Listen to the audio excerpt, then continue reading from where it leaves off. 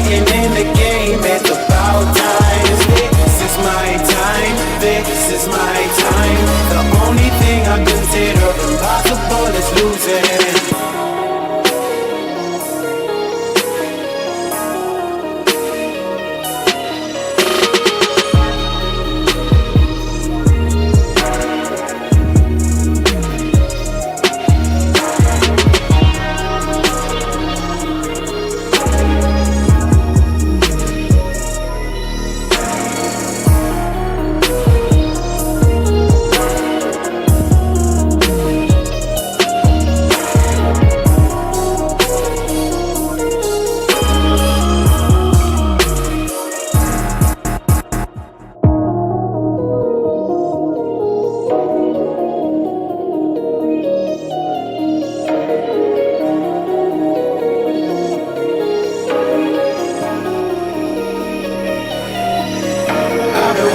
On the sidelines for a long time now, I'm finally getting in the game, it's about time. This is my time, this is my time. The only thing I consider impossible is losing. I've been waiting on the sidelines for a long time now, I'm finally getting in the game, it's about time. This is my time, this is my time.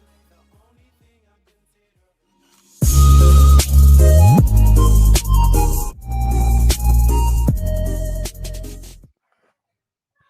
What's up, Fins family? Welcome back to TDPHINSTALK, home of the real Miami Dolphin fans. Please hit that like button on your way in the building. I hope everybody is having a great day. This is the start of a new week, on to bigger and better things. I know I've been absent as of late, but hey, I've been getting some rest. I've been focusing my brain and my mind on what's to come, because the grind starts again. And also, as I told you all before the last time I streamed, just keep my family in your prayers. Pray for healing, pray for grace, God's grace, and just keep our family in your prayer. And it's not so much my immediate family in my household, but my family in general. Keep us in your prayers, all right? But yeah, ladies and gentlemen, quick things before we get into some Dolphin talk. As you can see on the screen, TD Sports Talk launches this week. It will launch this week, so get ready for that. Go over to TD Sports Talk and subscribe to that channel, because we will be talking all things sports over there. A lot more, a whole lot more. All right, I'll be working over there a lot more than TD Fins Talk, because we are in the off season of football and news doesn't come as fast, but we still got a lot that we're going to be doing over here on TD Fans Talk. We got to do all the player bios. Every year I make it through about half the players and then quit, because the second half of the players, most of them don't even end up on the team for the next year. So I start feeling like we're getting to players that probably won't be here. That's when I pretty much stop. We got to do expectations for next year with the players. And also we're going to be incorporating some Madden as well, just some off-season fun, having Dolphin conversations while I beat up on some of y'all in Madden. Got the PS5 rocking now, so I'll be able to toast some of y'all in that. Outside of that, we'll be doing a lot of panels and Q&As as well, getting ready as of right now for free agency. That'll be coming really soon, and then the draft, and after that, I'll update you on the schedule. But again, for the large part, we'll be on TD Sports Talk quite a bit, because it's time to get the grind going and build that avenue of a platform as well. TD Fans Talk, we're going to continue to build and build strong. We're almost at 25,000. We'll get there this off season. And it's going to be on autopilot, where we'll continue to do what we normally do. But TD Sports Talk is something that's near and dear. I really want to build it, because I do want to build a sports network one day. I have proven to myself that I can build a platform with TD Fans Talk, and now I want to build TD Sports Talk, and then I'll be able to branch off into the individual team channels and hire people and things of that nature. So got to get on the grind, got to go after aspirations, dreams, and think I got some good rest the last few days to help me get ready to transition into the grind because, as you all know, it's been 4 years and 8 months, and pretty much I'll just say 5 years. We'll probably hit 25K, I'm sure, by the 5 year mark within 4 months. We only need 270 subs, so I'm sure we'll hit it. Um, but 25,000 in 5 years. It's a grind, man. It's a grind. So sports talk want to be able to do the same thing, if not better, because it'll be a much wider group of people, different fan bases, and things of that nature. But again, I just want to take this time to stop and thank all y'all who are watching right now, who have been nothing but supportive of me, my dreams, my aspirations, and the things that I aspire to do. Thank y'all so much. Elder Bruce Jones in the building. That is the homie. Love you, man. Appreciate all you do for me and my family, brother. But yeah, man. Good morning, TD. Please don't make me grab a PS5 because I'm looking for you. If I do want to see what you about. Listen, Andre, I don't like to talk trash when it comes to Madden. I think I'm the greatest Madden player ever. Haters gonna hate though. Haters are gonna hate though, bro. So they scared of me. Even though last time I played Madden, I was playing around with people, giving them, positivity in their life, letting them win. They think I'm trash. So that time has come to an end. If I play you in Madden, I'm a dog you. All right, I ain't gonna take it easy on you. I'll just leave it at that. Much success to you and your family, TD. Thank you, Andres. I love you, brother. You've been rocking with us for quite some time, man. Thank you so much. Now let me ask y'all, for those who are watching, I know it's not many right now, but hit the like button so we can get more people in here. Who has a PlayStation? Who has an Xbox? Let me poll it real quick.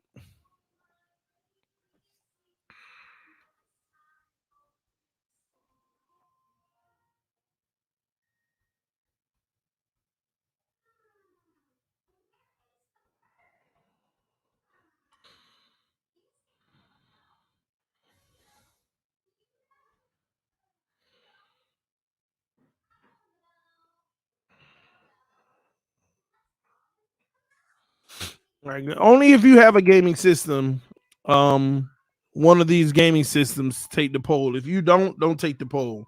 And mind me, y'all, I'm on my berries, all right? Got the blackberries, got the blueberries, we on one. Shout out to the homie Adam Sadowski, been a member for 3 months.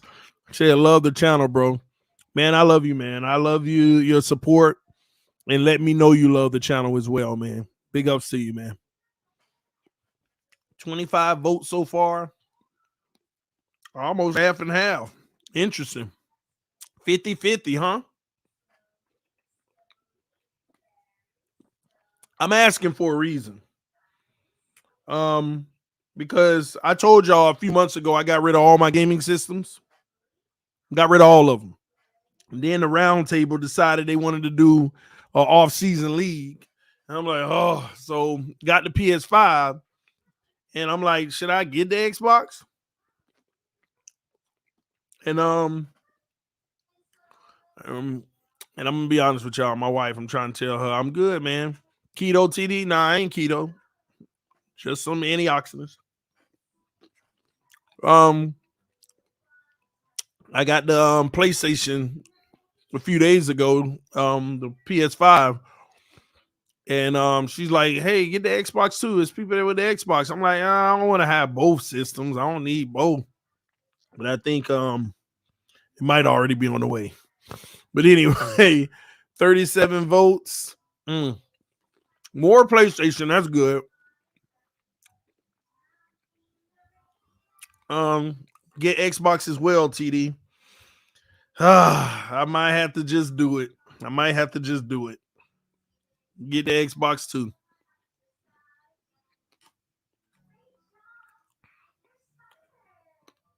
I'm pro-oxidants. All right. What happens when Madden 25 come out? They already had Madden 25. But we'll see. Love my Series X. So they keep saying, see, I'm not getting the S. I done already had the S. So if I get the Xbox, it'll be the X for sure.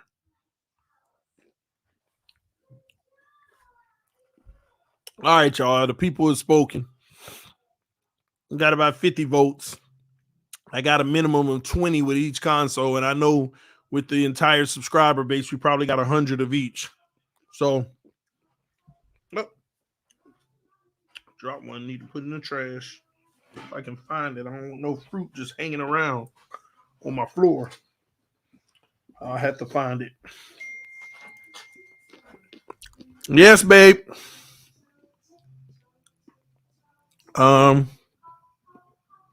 TD, get the X with 4K. It's great. I got you.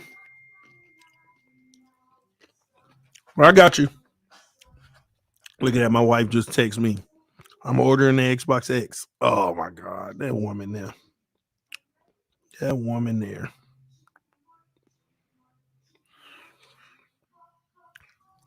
Anywho, so we'll get into some of that too. Have some fun, do some gaming on the channel. Kill some time as we wait on the season. As you know, when we're on gaming nights, I'm still going to be answering questions, Q&As, and things of that nature. Good call, bro. Yeah, don't get me wrong, PS5 is amazing, but the Xbox is just a bit better. Well, I just got the 5, so the Xbox, the wife already on it. I'll tell you that now. See, at least they have it in stock. I had to buy it in Marketplace. Yeah. I've been looking for it in a rush, honestly, the X, but I couldn't get it in a few days, and now all of a sudden today they're in stock. So we'll enjoy it. Y'all hit that like button, though. We're going to get started real soon. TD don't want no smoke on Madden. Here we go. All these trash talkers. Then when we get on the sticks, they out here whining. Oh, I just had a lag. I let you in. Bro, I'm that dude. Man. I ain't scared of none of y'all. If you got PlayStation 5, go ahead and find me. TDPHINSTALK. That's my tag. Hopefully you can find me. Somebody said they couldn't find me, but TDPHINSTALK. Make sure you spell it the way I spell it. Go ahead and request me. Because you might get that smoke within the next 48 hours.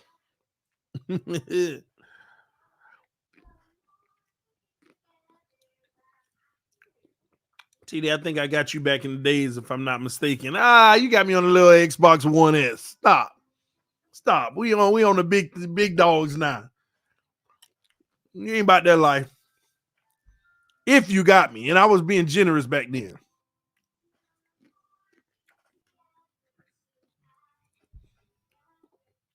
Back in the days, we'll see. Anyway, all right, y'all. Listen, that's that. Okay. Don't forget to go subscribe to TD Sports Talk. Let me put my fruit up. I don't know if you could overeat fruit, but I feel like I'm overeating fruit. TD, who your team on PS5? Miami Dolphins, baby. Come on now. The Dolphins. Oh, the wife just said done. All right, the Xbox X on the way. TD, don't cause Tua to get a concussion on Madden. Man, Tua got a weak arm on Madden. Y'all know it. If y'all play Madden, that man got a weak arm. Is it, or is it just me? Is it just the control? Is it just the guy who's controlling them?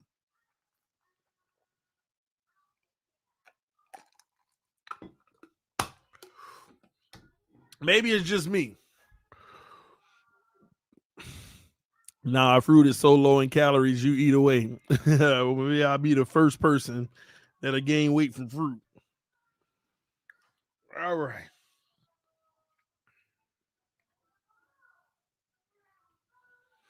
All right, yeah, the Xbox will be here tomorrow. Lord, my wife is crazy. Tua arm strength is 64. Is that what it is on Madden? Every time I try to go deep to Tyreek, intercepted. I'm like, God, dog. I gotta throw it sooner. Fructose is a fruit too. Oh man. All right, the homie AJ Eckley said TD Tua will be on concussion protocol when the new Madden comes out. Also, who do you think will struggle with the Fangio scheme? We'll get to that. The concussion protocol thing, man. Tua's gonna be fine, man. I'm telling y'all now, if we don't get a quarterback this offseason, I'm going into next season being the most optimistic. I'm telling you in advance. I am going to go into offseason being the most optimistic person there is about Tua Tagovailoa. You can call me a Tua-neer. You might well start if we don't get nobody in the offseason. Because, ladies and gentlemen, I am a real Dolphins fan, and we have come to the last stage of this window. And if we don't do nothing special now, we blew it all. We blew it all. And all I can do to help the situation is try to hope that Tua becomes a great quarterback. Talk about how he can be and what he'll need to do to become that. And we'll judge it as the season goes. Now, if by week 3 I done flipped and I'm mad again, it is what it is. But I try very hard to support, and I just need him to continue to give us stuff that would be supportive. Don't do it, TD. I know it. But I have to, man. It's all we got. Let's go with it and hope for the best, man. It's all you can do. TD, I'm gonna have to start hating you if you lie to. Oh, I ain't gonna lie to you. You ain't gotta worry about me lying to you. I'm not gonna lie. But I'll be optimistic. But I ain't gonna lie. He is what he is. He struggles at this, and I'm hopeful that he can correct that. I mean, I guess obviously I'll just be the same person. That's what I've been, is just a little trying to be more optimistic about stuff instead of just saying he can't do this and can't do that. So we'll see. We'll see where that lands for us. I said back in 2020, you can't miss out on a quarterback draft. And if you do, you set the franchise back another 20 years. I get what you're saying. Well, when people say the 20 years, it don't set you back that far. But it sets you back for all the time that you wasted and maybe another year or two after that. But I get what you're saying, because it's still going to be hard to find the next guy. Dolphins. I've gotten to a point where I'm trying to figure out how I can position my mental, my spirit, my body to not absorb the disappointment anymore, because it'll lead you into depression. I ain't finna be depressed by it, but it'll lead you into depression. Really wanting this team to do well. Really loving this team can hurt you. It really can. Can't find you, TD, on the PS5. That's crazy, man. You know, somebody else couldn't find me, but I could find them, and then they saw me and they were like, yeah, the same name. That's what I typed in. I mean, I ain't on right now. I ain't green lit right now. But yeah, it's TDPHINSTALK. Make sure you spell it. It ain't no spaces. There ain't no spaces. And it's all the way through TDPHINSTALK. No spaces. And it's all capital if I'm not mistaken. Yeah, they must be spelling it wrong. Anybody else find me? Anybody else find me? I'm on there. But yeah. Yeah, but that Vic Fangio, what players will work and what players won't. Yeah, I'm on there, Money Mitch. Not right now as we talk, but I got the PS5. Xbox X will be here tomorrow. TD QB1 is going to be great. Who is that?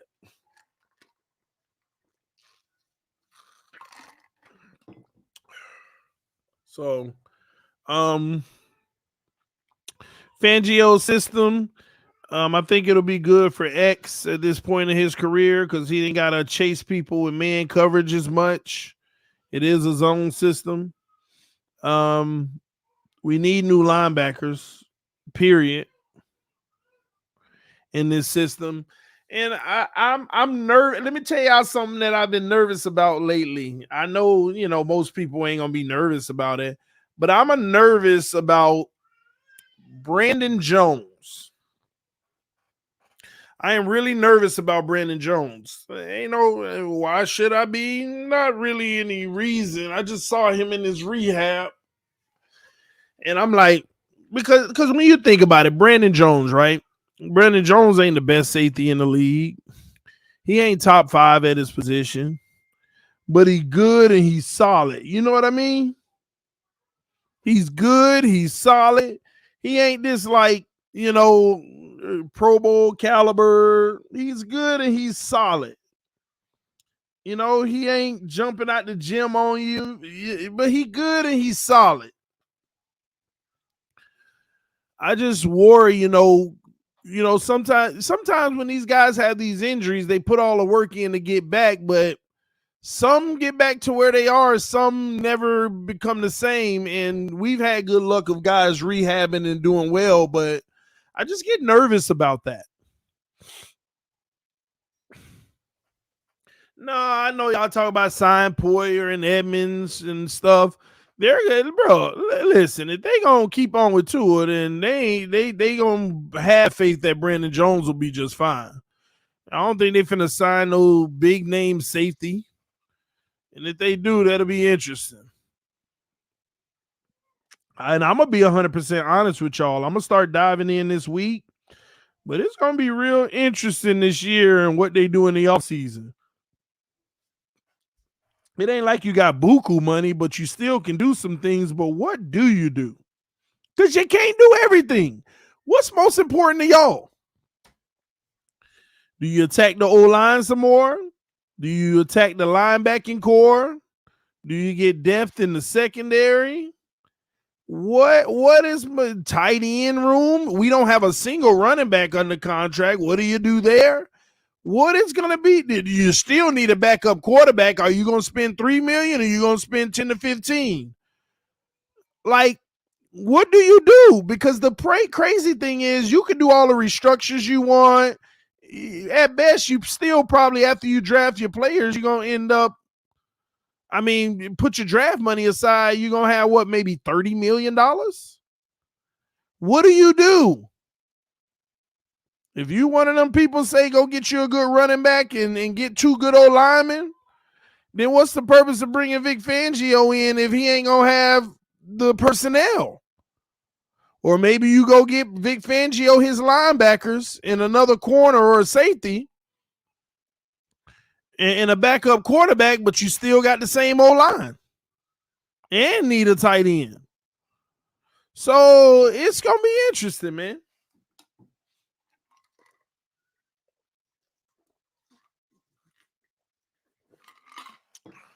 Let me say this. I'm actually starting to feel like the Miami Dolphins being adamant that Tua is their guy next year and sticking with Tua, it's starting to make me feel like, well, at this point, What other choice do you have? You have so many holes now that you have to. Imagine getting a Rodgers or a Lamar. You can do it, but you can't fix none of them other areas. So it's like, what was the purpose of bringing Fangio in when he ain't even gonna have the personnel to execute what he want to do flawlessly? You know? It's almost like the road they have to travel because it's the only one that they can truly afford. Now, if they would have did it years sooner, they wouldn't have had to invest all the money that they had in certain players.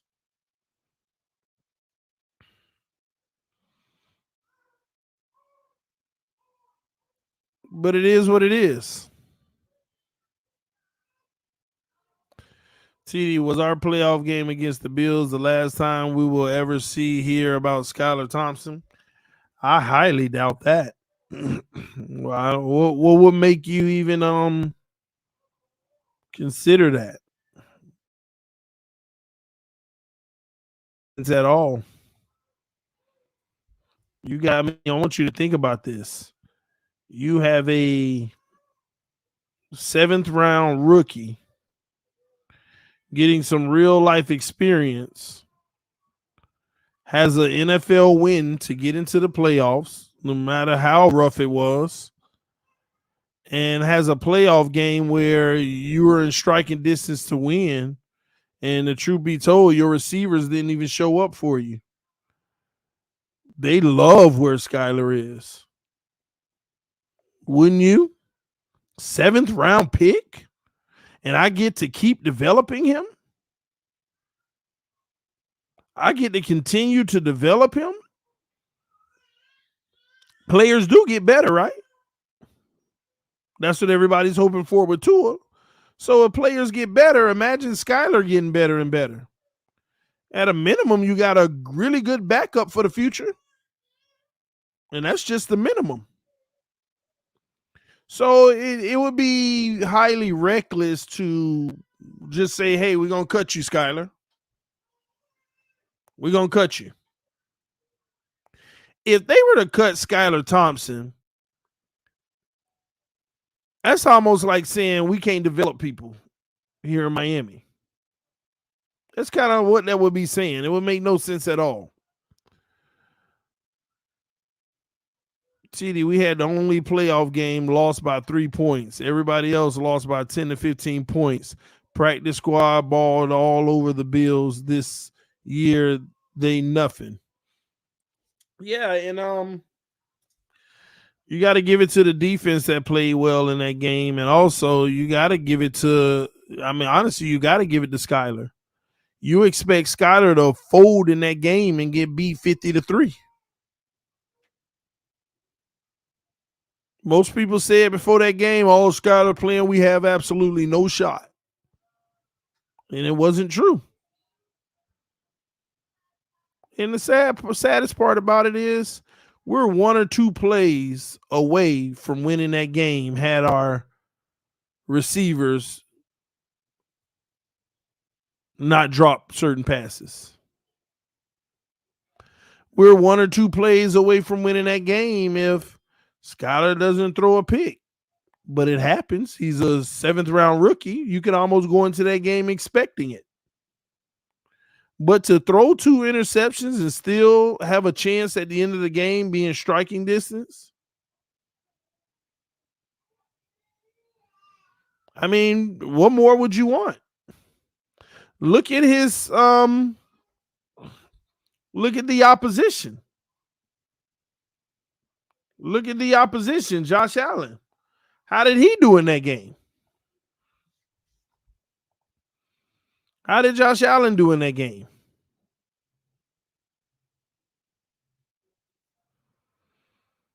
When you really put it into perspective from a quarterback standpoint,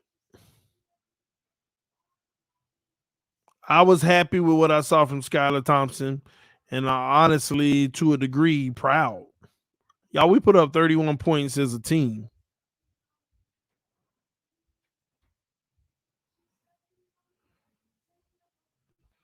$31 as a team. And people say, and everybody want to hamper on Skylar Thompson's 2 interceptions. You're playing a better defense than us. That is a good defense, right? But they don't want to bring up the fact that Josh Allen had 2 interceptions, and a fumble loss, if I'm not mistaken. Or am I tripping? Is that another game? No, he lost the fumble. Matter of fact, he fumbled 3 times in that game. I'm looking at it now. Josh Allen fumbled 3 times in that game and lost one of them. So you mean to tell me in the same game where Josh Allen could throw 2 picks, fumble 3 times and lose one of them, so basically 3 turnovers, and people want to take an opportunity to take a poop on Skylar Thompson's 2 picks?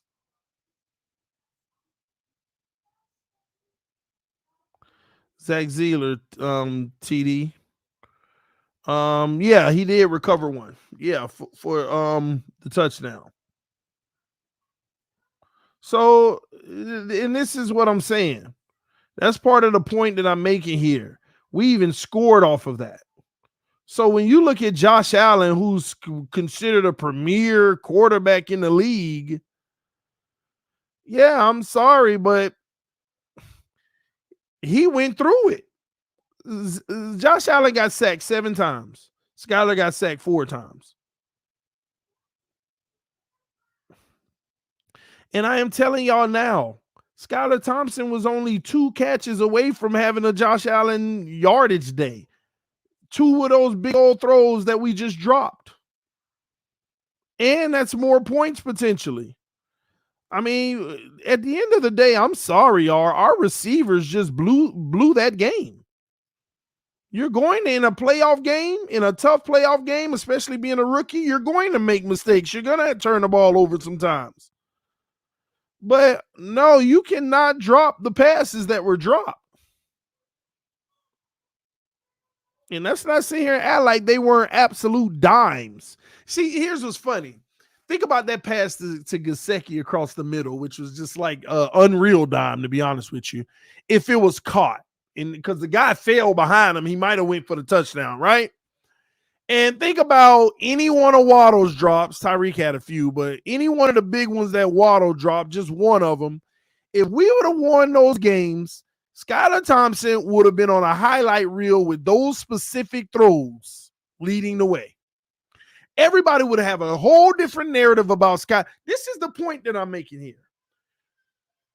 Take any 2 you want, and the entire narrative is different on Skylar Thompson. And he couldn't control those. They dropped them. Take 2 of them, and the whole narrative is different. A 7th-round rookie comes and knocks Buffalo off. Look at the type of pass he made to Gesicki across the middle, hitting Waddle on the post. Man, the entire narrative would be – now, don't get me wrong. There will be people that don't like that, and they'll be trying to diminish it. We already know that, right? Because they trying to make it seem like it was horrible today. Like right now, as we're on this stream, oh, he folded, he tried. Yeah, so we already know that. But that's why when you put into perspective a 7th-round rookie, no, they not moving on. They're going to continue to try to develop him and polish him so that outside of those passes, those other decisions that he made, he can clean them up and get better. The picks that he threw, he could clean up and get better.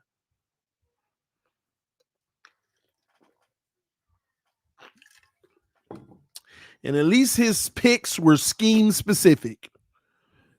The first pick, the guy was doubling the flat and backed up, hidden right behind those guys. Yep, you never saw me. Gotcha. At least they were scheme specific. They weren't just, you throw it right to, you know what I mean? So, yeah, at the end of the day, that our whole season could be different. 1 or 2 catches were made. It would be totally different, man. Totally different.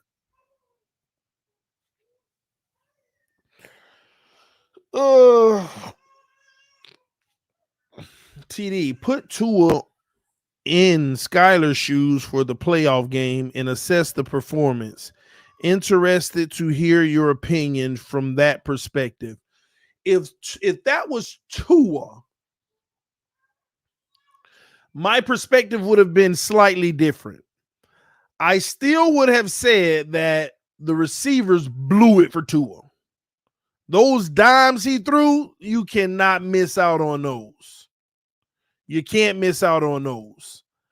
The interceptions, I would have gave Tua one. The other one, I would have said, nah, you got to know better.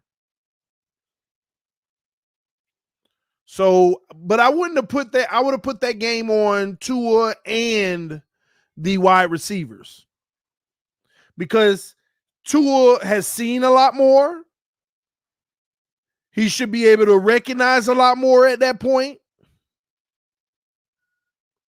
And the expectation would have definitely had been higher than a Skylar Thompson's expectation. But I would have mainly put the heavyweight. I would have did a 60-40. Well, no, I would have probably did a 50-30-20. I would have said 50% is on those receivers, 30% is on Tua, and 20% is on Mike McDaniel. You would have said he's trash, let's be honest. I probably would have, because it's more of the same from Tua Tagovailoa. And at what point do you start to eclipse that and get past the same old things, same old mistakes? I probably definitely would have said he trash. But Skylar Thompson having his third start, I'm still looking for sample size. I'm still gathering data to go ahead and give my opinion of his overall play and what he can be long term. So, yeah, I probably would have said Tua was trash after that game because we would have went to war with the best that we could have and would have lost. Oh, no. Oh, no. Then what are we doing?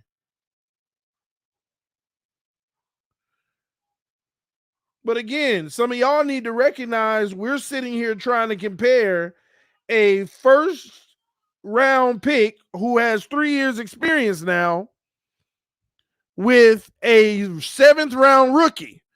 That alone should tell you all you need to know that you even want to compute the comparison. Well, you would have did this with Tua. Just to even say that should tell you all you need to know.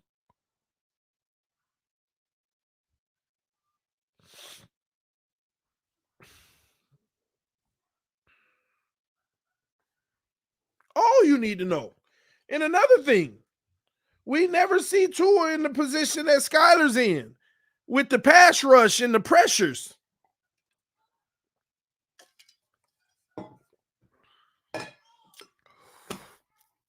The only time all season we got to see Tua with a high level of pressures is the Houston game when Armstead got hurt and Tua went out there for 2 more series and they said, nah, get Tua out of there. He going to get killed.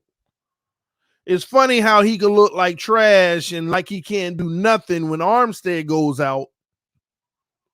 But Skylar and them had to deal with that pretty much almost the entire season where they played, except that playoff game, and they still fought.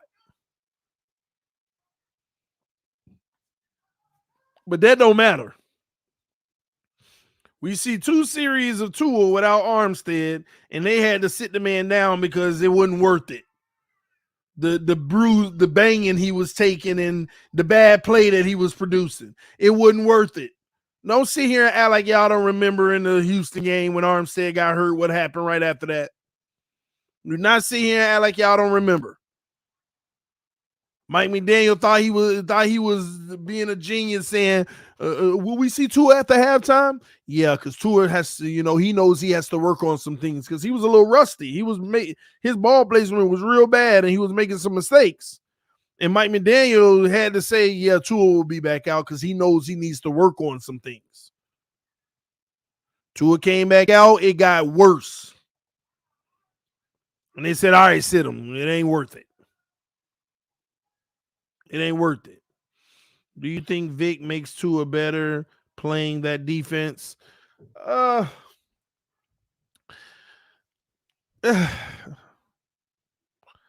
It'll be interesting. It'll be interesting. Here's why I say that. Training camp will be interesting if they run the system, because will Vic make them better? He's going to have to, because Tua's pre-snap, post-snap. He's a pre-snap guy at best. And post-snap, you switched it up on him. He didn't expect it, and he putting that ball in the spot. It's going to be interesting. So I wonder what kind of camp he has, or if they even run the defense that way in camp, because I told y'all sometimes it be feeling like it's scripted. They just be in a base shell in camp just to see, what's working. So I don't know.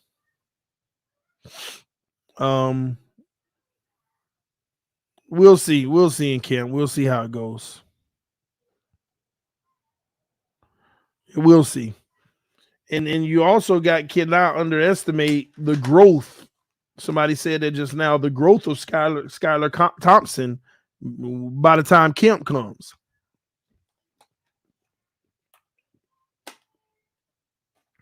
The growth, we'll see. TD, I give the Dolphins 3-14 with Tua. That schedule is brutal. Second toughest in the NFL. Yeah, I think you going overboard, Enrique. Worst case scenario with Tua is 6 wins. That's worst case scenario, and I don't see that happening. Best case scenario, and I ain't just saying it with Tua, but I'm saying the team with him. Best case scenario, 12. And that's a best case. And that's if we're the real deal. I'm scared for this season, though. We could very well be a 8-win team, 9-win team this year. So it's interesting. Engraven said, does Miami have a first rounder this year? Nah, we don't, bro. We got a second rounder. We ain't got no first. So if y'all will take our second rounder for Lamar and some future picks, that'll be cool. Y'all gonna franchise tag that man. Hey, Lamar, so is he gonna play on it? I like to hear from you, bro. You think he's gonna be okay with the franchise tag? You think he gonna be okay with the tag, or is this just a preemptive trade?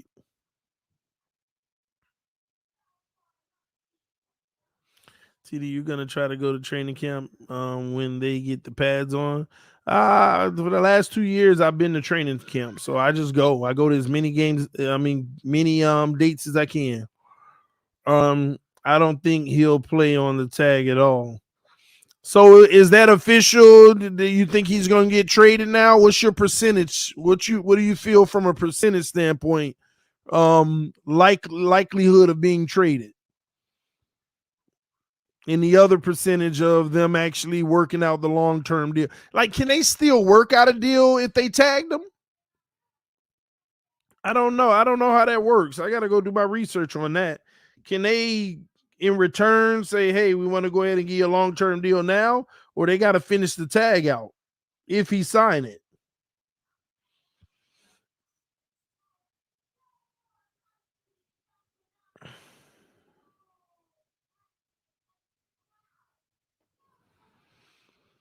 I think he'll be traded, unfortunately.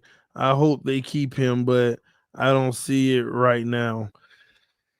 Dang, bro, to hear you say that out of all people, I mean, it might happen because you've been holding on hope for 3 years now. We've been talking. Yeah, they tag him. They have until mid-June, mid-July to work out a long-term deal with him. Man, Engraven, don't tell me you're giving up. Okay, thanks for not having slow mode on. I thought I was going to have to wait to comment again. Oh no. I don't even know what the slow mode is, but man, to hear you saying that though is very interesting. Man, to hear you saying that is interesting because for the longest, they'll figure it out. We'll worry about that when it comes. That's all I've gotten from you. Now you unfortunately think they will trade him. I just hope, long as it ain't the Jets, I'm all right, man. Because if they trade him for the Jets, all it's gonna do is make me even more mad with the Dolphins. All it's gonna do is make me that much more mad. Yeah, and now it's here, and it ain't been looking good. Man, you're gonna have to hop on one day, man. I got questions. I'm trying to understand this whole situation, man. You're gonna have to hit me up and get on here one day, man. Soon, please. TD, are we picking up Tua's option? I'm waiting to see that crap too. Like, what they gonna do? Man, I'm telling y'all, this organization is just losing it.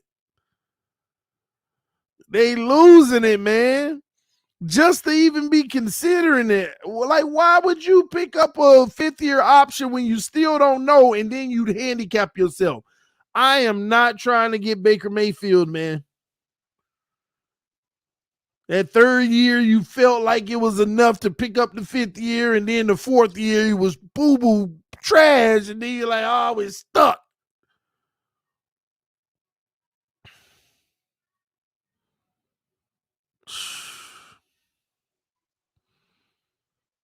Man, I'm lost. I'm just like, man. Man. And something tells me they're gonna pick up that fifth-year option. It's just the Dolphin thing to do. It's just the Dolphin thing to do.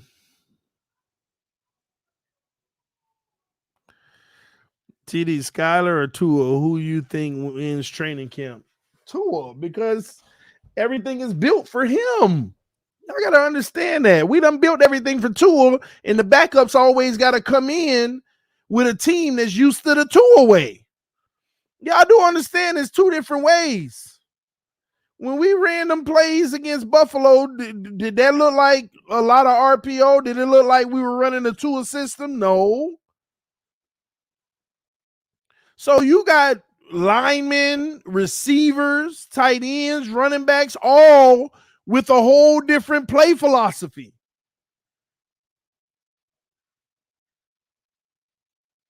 Now it ain't coming out from the left, it's coming out from the right. You got two different play style philosophies. These guys for 80% of the season been running one way, and that's a factor that nobody talk about either. So, yeah, Tua's supposed to win camp because everything they're doing is centered around what he does well. LOL, they're 100% picking up Tua's fifth-year option. Something tells me that. Something tells me that, man. And it's the craziest thing ever to me.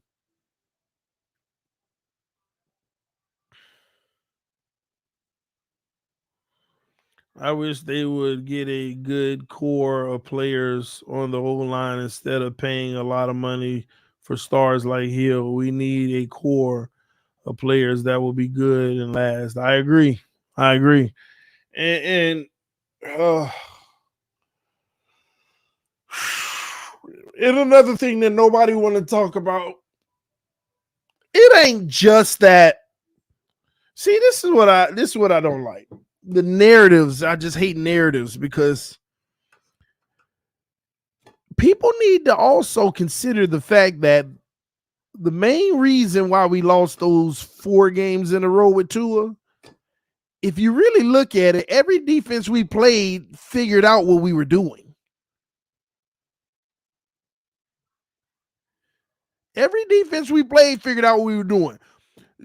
San Francisco put more depth with the linebackers. They just want to go across the middle. They want that 15 to 20-yard pass, so back the linebackers up. That stifles our system. Make him check it down all the time, but you know him, one read, he's going to be looking for the big play. That will interrupt our system.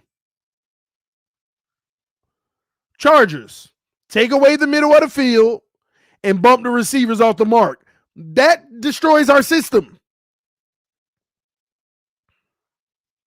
Buffalo did the same thing for the most part for the most of the game, with the exception of 2 big plays that we got a touchdown on. That's another thing that's frustrating with this team is, as Dolphin fans, we'll look like trash with most of our plays, and then as long as we get the big play and we score, oh, all is well. 10 plays, 2 of them look solid, 7 of them look like trash, 1 of them, ooh, that was a big touchdown, and all is good. That's not good offense. You're relying on that one big play all the time. And most of the time, we have only eaten off of the big play, the one big play. And the big play don't even be looking pretty sometimes, whether it be underthrown, or whatever it is.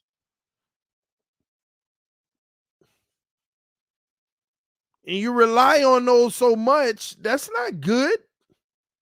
That's most of your yards, most of your rating, all of that. And that's why you can be blinded off of numbers. That's exactly why you can be blinded off of numbers. You can be an offense that produce, like say a good offense produces 350 yards a game, right? You can be an offense that only produces 180 yards a game, which is trash, right? But as long as you get that 170-yarder every game, oh, we're good. No, that offense is trash. You always get that one big play.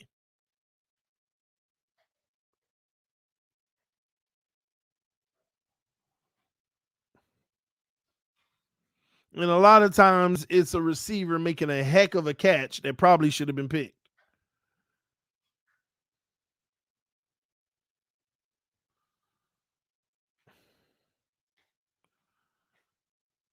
But again, this year is everything. I just hope that we don't.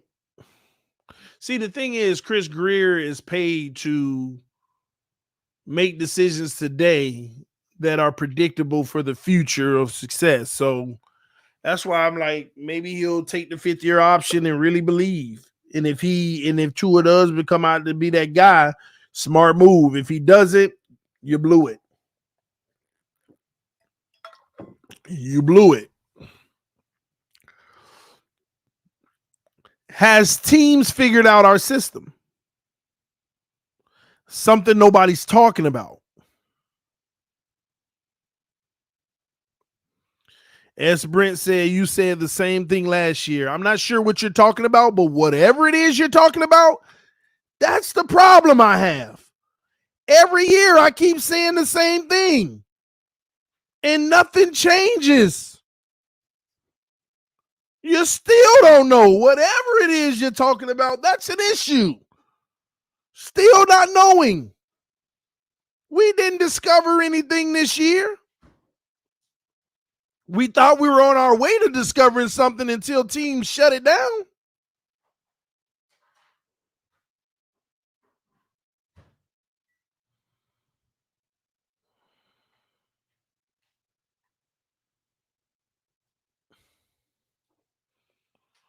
So, yeah, man, that's what I'm trying to avoid. That's what I'm tired of. Saying the same thing every year.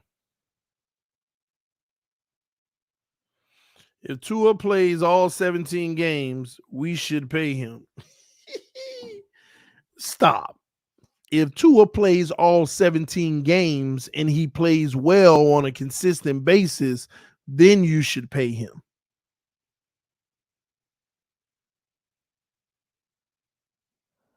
It's that simple.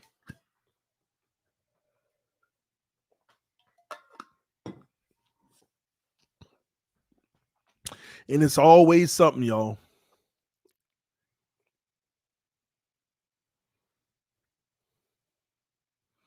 It's always something. What up, Lou? Salute to you, homie. It's always something. And that's what we got to come to the realization of. UTP, he didn't play well. Stop.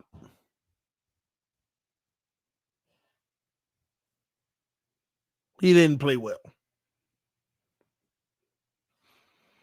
35, 25, and 8. When you watch the games, he didn't.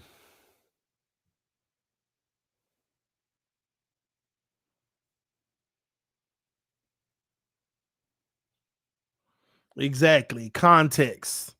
They don't want the context to the numbers.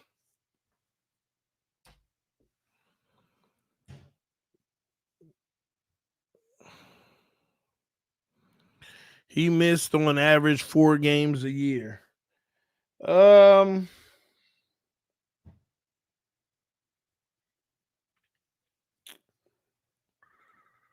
Well, average he misses 5 games a year. But you don't really want to hold a rookie year against him because he wasn't the best quarterback on the roster at the time. So he didn't miss the game. He just couldn't, he didn't start. He didn't play. So if you're looking at the last 2 years, yeah, right now he's averaging 4 games missed each season.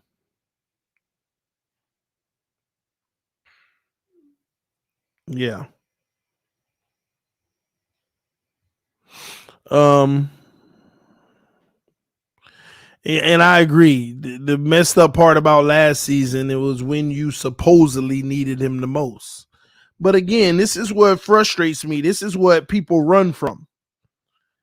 If Tua was available when we needed him most, all we had to go off of is what he was giving us anyway.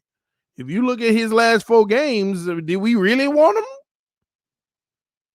Did we really need him the most?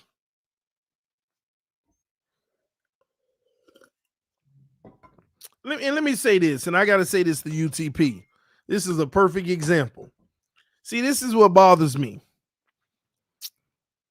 3,500 yards, 25 touchdowns, 8 interceptions. He played well. He also played well in that Green Bay game.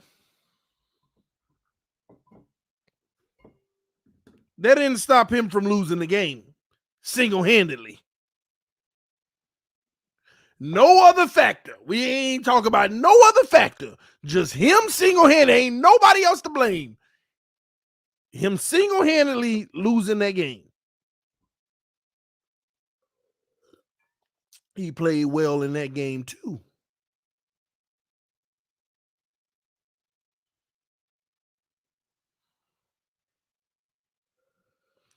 No. I understand, Enrique, but my point is, when you really watch the game, he actually had a good game. He just blew it in the 4th quarter. See, what people don't do with Tua, they don't look at the holistic approach. When you ask them and you say, name the games where he absolutely went off and played at a true high level. A true high level. You will not get past 4 games. You're not going to get past 4 games. Lions, Bears, Browns, Baltimore. A true absolute high level.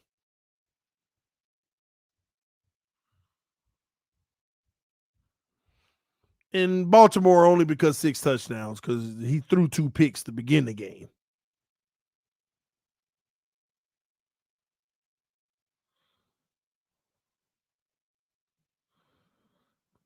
Most of them bad defenses, with the exception, again, of Baltimore's just total collapse.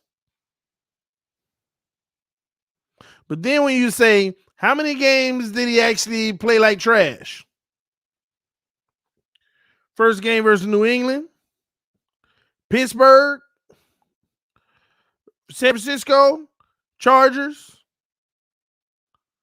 Green Bay, and he played like trash versus Buffalo the second time. But I'm gonna leave it alone and give it to you. But you got more absolute trash games than just absolute great games. And in all of those games, you still put up numbers. You still have some numbers. I mean, the San Francisco game, the first play of the game. Look at that. I'm talking about an absolute trash game versus San Francisco. But the first play, 75-yard touchdown. I told y'all it'd be that one big play every game. Basically, the good teams he played bad, and the bad teams he played good, with the exception of Baltimore, who just had an absolute collapse. But to be fair to them, they did it 4 weeks in a row. They would lead by 20 points or more, and they blew it 4 weeks in a row. It wasn't just us. I don't want y'all to think it was just us that did that to Baltimore. They did it 4 times, like in a row. Destroying teams, and all of a sudden, you look in the fourth quarter, they lost. 4 weeks in a row, they did that.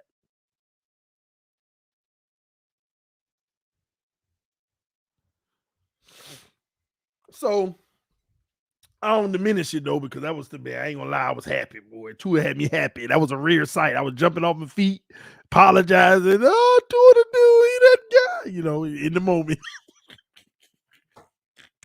in the moment, y'all know. Them in the moments.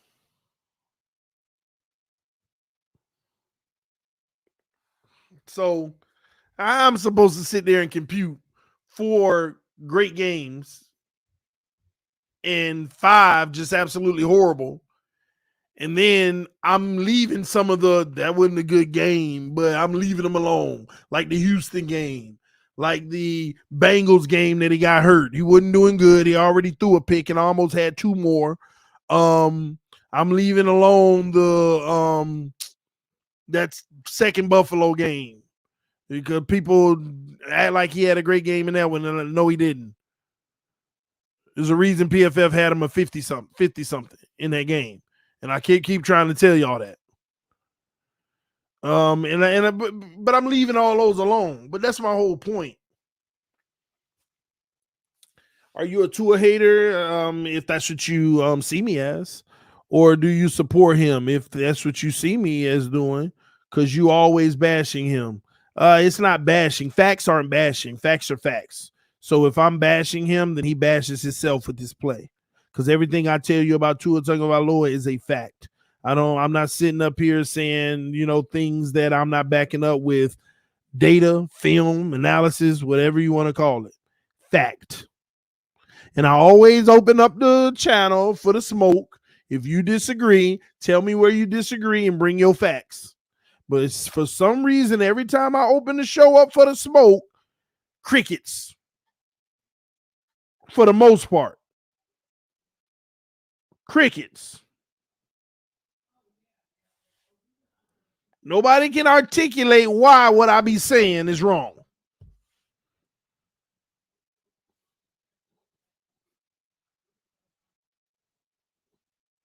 Crickets. I disagree with those who call him trash. Yeah, Tua ain't trash, but I say that a million times on my channel. Tua is not trash.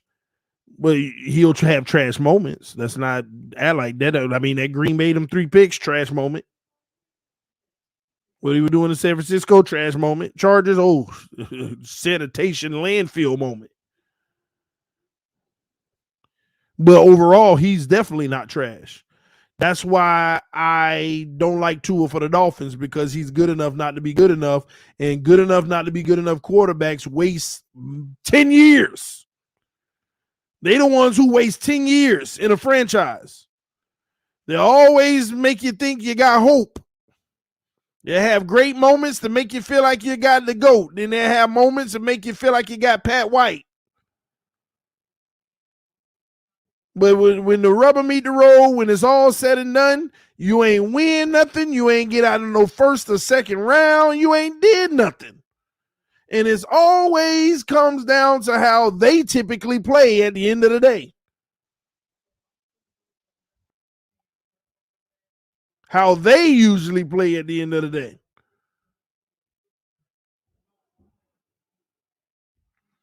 That's why I don't like Tua for the Dolphins. Not that I don't like him.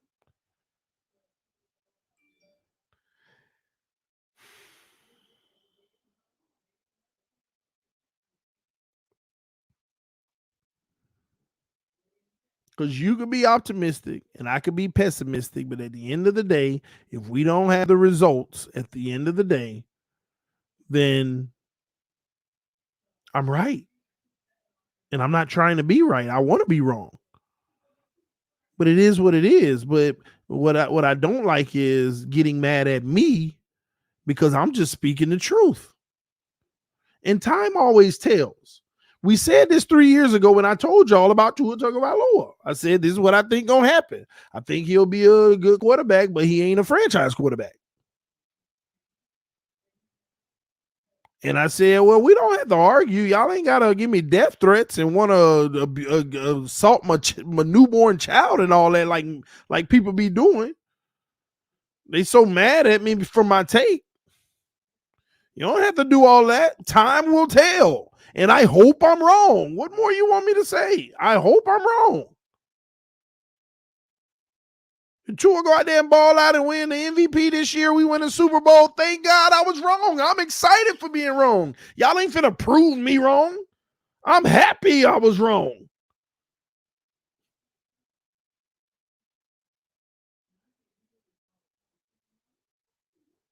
Y'all gotta understand that. It ain't no one up in TD.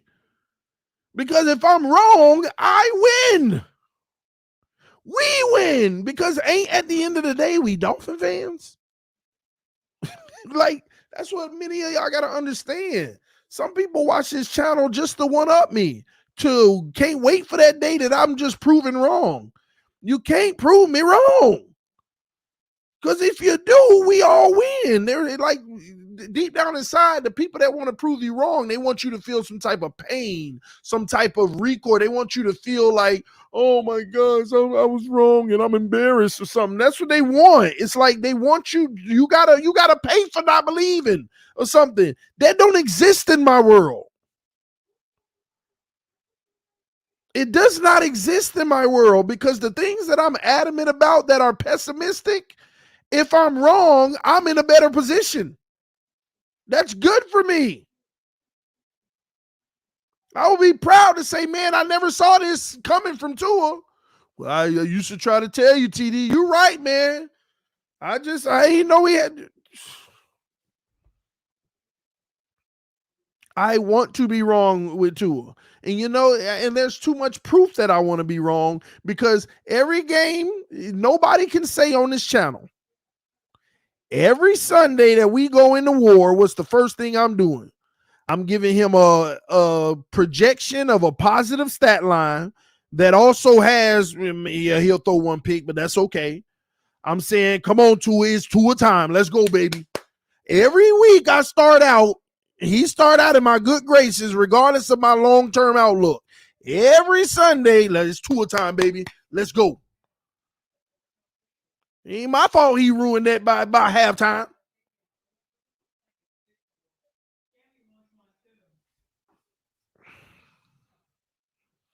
%90 of the time, TD is right. You can't help it, bro. I know. And people need to understand that 10%, hey, it's okay. It's okay. Just because I don't believe he's a long-term solution does not mean he won't be. And once I get that data that shows he is, I'm a humble person. It's simple. I got new data now that proves that he can be, so my opinion changes. I don't sit there and be like, yeah, he still won't be, even though he just proved that he is. No. Just like this season, right? He went on that tear and that good run. I said he headed in the right direction. I'm still not sold, but at the same token, wait till we get to San Francisco. If he can rattle off, if he can, I told y'all. I said that in the last 6 games, I said if Tua can go, what did I say? I said if Tua could go,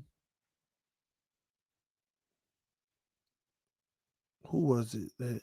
I said, was it the last 6 games or the last it was the last 4. Let me tell you why. Because I said we'll beat the Jets and we'll beat the Patriots. I had already said that.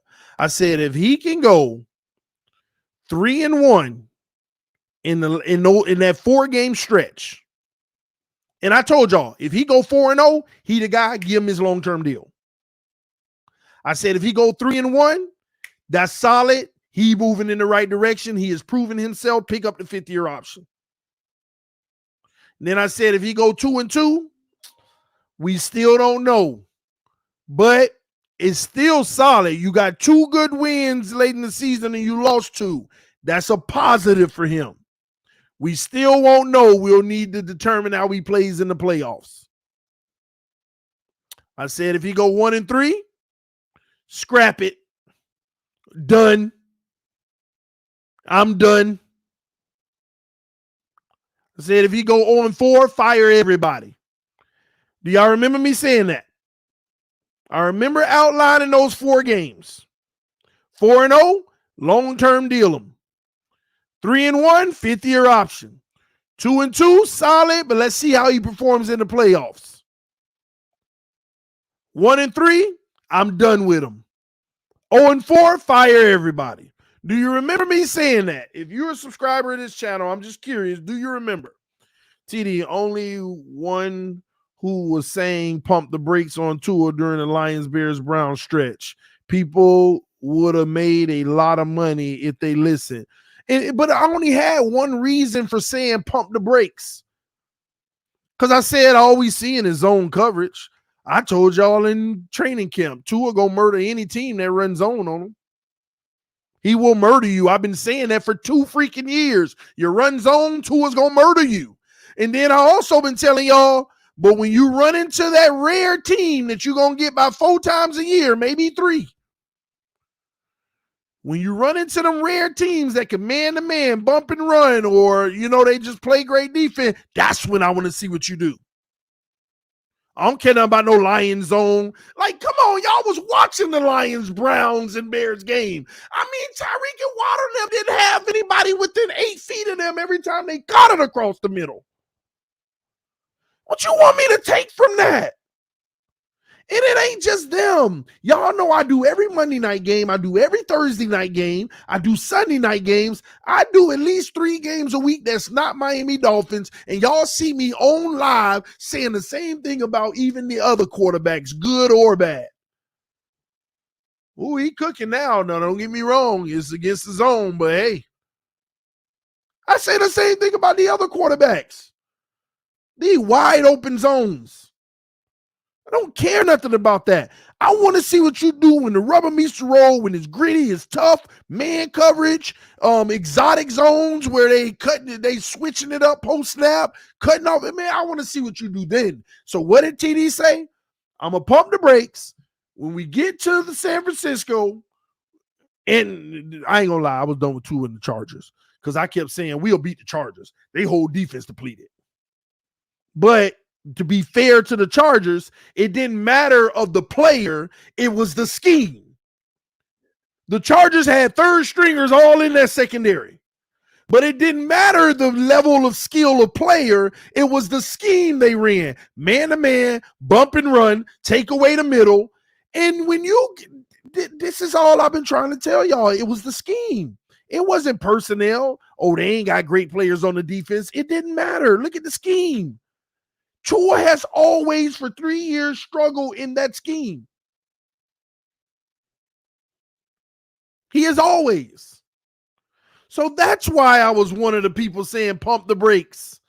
Let's wait to the San Francisco. I would tell people on conference calls, don't worry. And don't get me wrong, this is where I am a little mean, I would say, mean to Tua, is when I get cocky sometimes, because I ain't gonna lie, I would be on the phone with people because I know Tua. I know him. I know his game. I just know it. So it caused me to get cocky sometimes in a negative way.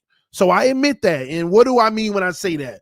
I'll be on the phone with people talking about it. Man, you got to give him his props. He looked great, man. I'm like, listen, watch when he plays San Francisco. You gonna watch what happened when he played San Francisco. I know exactly the type of defense that's gonna shut that down. Watch when he plays San Francisco. I would get cocky about it because I get so tired of people bashing me just for having an opinion. So I start getting cocky. Now, I ain't do that on streams, but I'm going to be honest with y'all. It's certain people I would talk to off camera. I'd be like, all right, y'all, I pump the brakes. You know, he ain't going to pump no brakes. He ain't proving it. Bro, I had some people that was like, yeah, TD, I've been with you all this time about Tua not being it, but if you can't notice that he that dude now, yeah, you actually are hating, bro. I was always with you.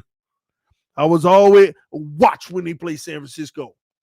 I guarantee when he plays San Francisco, because when we play in zone, I have faith that I don't care who you play. You play zone, Tua is going to eat you up. Because he throwing in spots. He throwing in the ball in spots, and he got wide open windows. He gonna eat that all day, but I've been telling y'all that since training camp.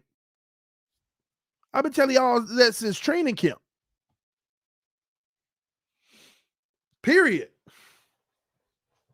Lewis said TD LMAO. I can say TD ain't lying. Lou been on them phone calls.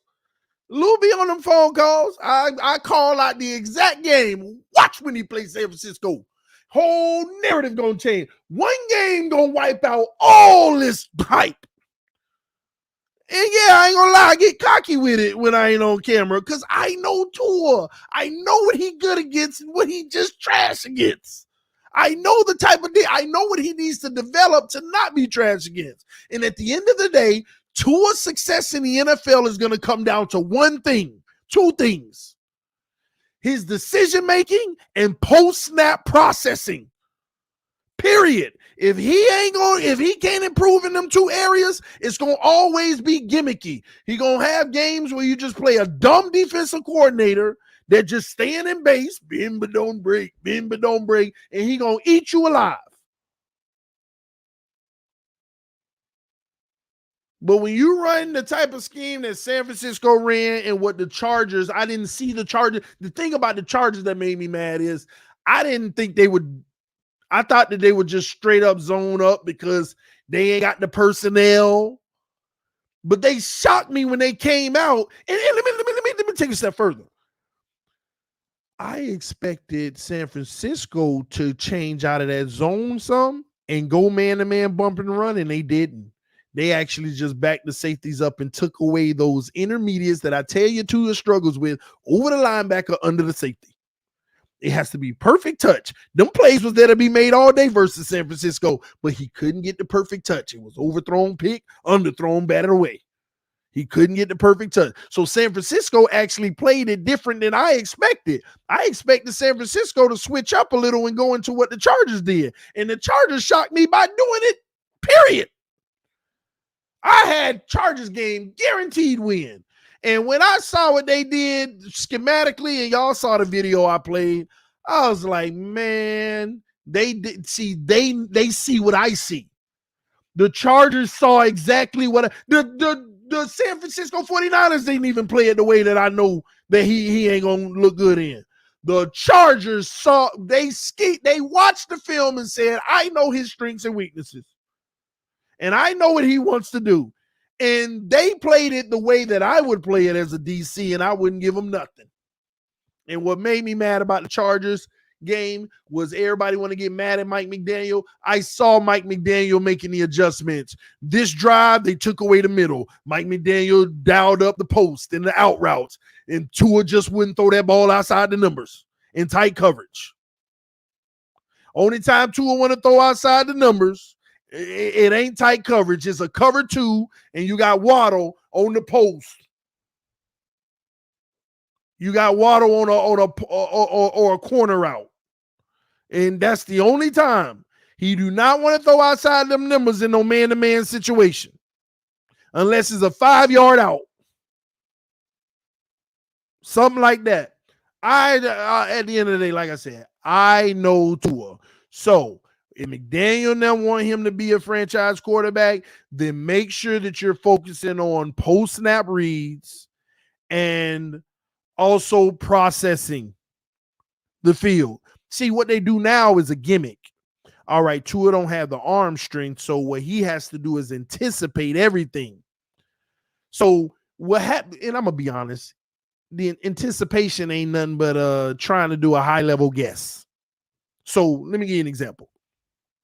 If Tyreek's running a go route on the left, the DB might be in great position, but by the time you get to the 15, Tyreek may not be beating the DB, but you have to anticipate that he will, which is guessing. To make this play work, let me put it out there. And Tyreek go, let me get around my guy, and I got it. Beautiful. But what if the corner actually keeps up and maintains great position? Bat it down or interception. That's why you still see Tua make throws that were greatly covered, and Tyreek got to play defense to make sure it ain't picked. And when you got a quarterback like that, I'm sorry, those are limitations that you're out there, you're hoping and dreaming. You don't know how well the corner going to close on that or how well. You're anticipating and hoping that Tyreek can get around the edge because the ball already on the way, bro. You didn't see, Tyreek got a step. Let me go. That's processing. Recognizing Tyreek got him beat. Let me go. We don't play that game in Miami. We got to let it go whether he got a step or not and hope that he gets the step. That's just the truth. Because Tua don't have the arm to be able to wait for the step to say, yeah, I should throw it. Because by the time he recognized, Tyreek got over the top of him. Let me let it fly. He ain't got the arm strength to get it where it is anymore. Because that's a 55, 60-yard throw now. Versus, let me anticipate at the 15-yard line. That was a 45-yard throw, and we got it. Yes. That's just the truth. It ain't hating. That's what we have to do. So he has to anticipate a lot more. But anticipating is guessing, y'all. Because you're not processing what the defense is doing. If it wasn't nobody on the field playing defense, you're gonna hit Tyreek 9 times out of 10, 10 times out of 10. You're gonna hit him. No, Tua ain't a slow blinker.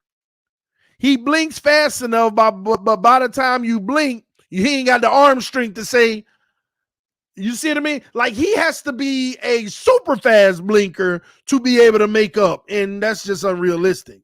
You know, you want him to process at a good speed, and that's normal, but he ain't got the arm strength.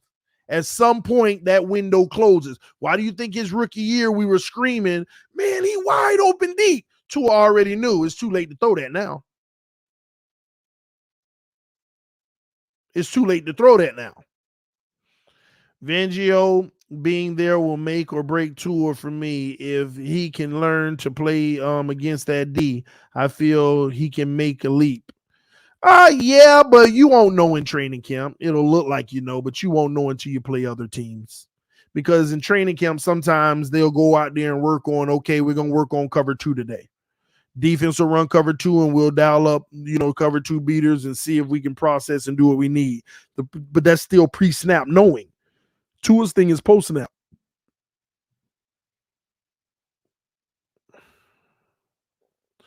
TD, we getting that off-season coverage again? We'll see. I'm actually debating that this year. It just depends. I'm gonna try. I just man.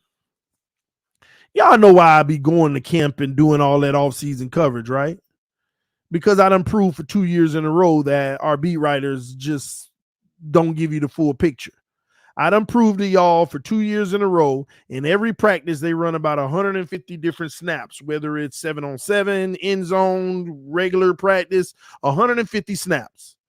And it's a shame that our beat writers may report 15 plays every practice. So you don't get a real picture on what's going on. They don't talk about all the bad ball placements. They don't give you everything so you'll get a real look. But also, at this point, I feel like, man, we know what it is. It is what it is, but I'll see. I got to gauge that with my travel. Because, I do a lot of traveling around the time. Usually go to Key West with the family. I go to Dallas a few times. So even last year, y'all may have not have noticed, I went to training camp. I left training camp, went to Dallas, came back 2 days later, back to training camp, went to the Keys, came back from the Keys, did some training camp. So I'll see what the best that I can do this year. We'll see. All right. Want to make sure it's worth it. Okay. Oh, it's 11:30. True. I want to keep cooking, man, but I have to actually run to grab something. Oh man, TD Fangio runs a cover 2 shell. Do you think we got the safeties for the fullback? Pierre, there's been a lot of, we got to look at some film because there's been a lot of different people saying different things. Fangio runs a cover 2 shell. When I watch film, I'm seeing cover 4, cover 6. So and it's all disguised. So, and I'm hearing a lot of people, Fangio runs a cover 2 shell. I see a lot of cover 4, cover 6. So we probably just need to watch some film together. And again, the Fangio system is what he starts out in is not what he's in. He rarely runs what you see from the beginning of the play. So, and a lot of people also, I think the most important piece to Fangio defense is he runs underload and not overload with the linebackers, which is unique.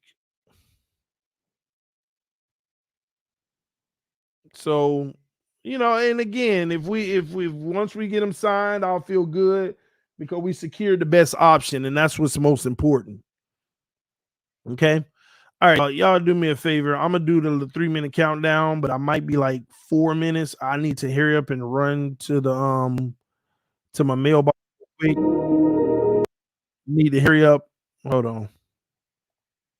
I need to hurry up and run to my mailbox real quick and see if something came, and then make sure my wife is good with the baby girl because I want to keep cooking. There's a lot of other stuff I want to talk about. So y'all stay here. I'll be right back in less than 3-4 minutes. All right.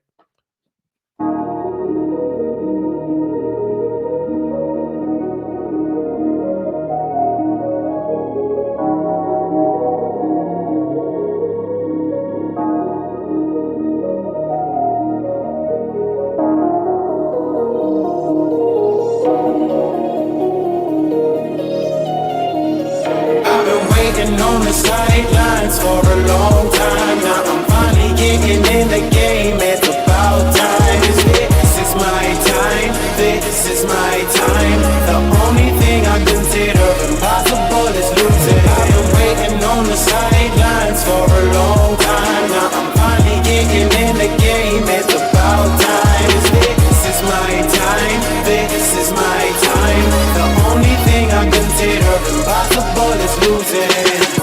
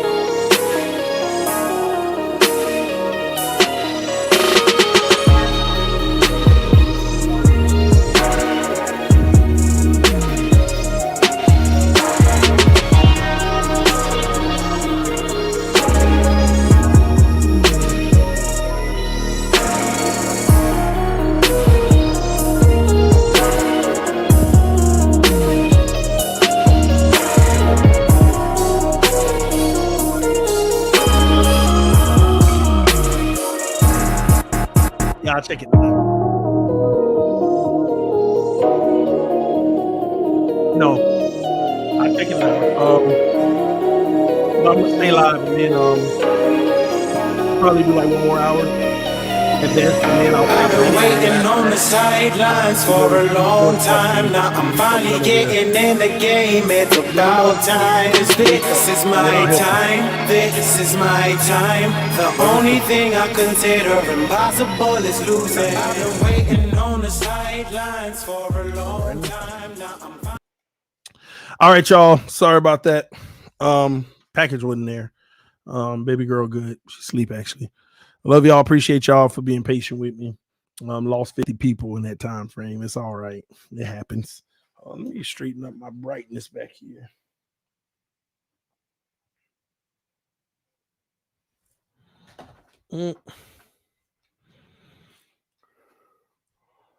All right.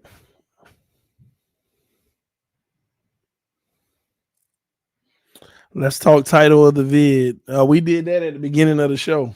We were talking about the title at the beginning of the show about off-season plans and all that good stuff.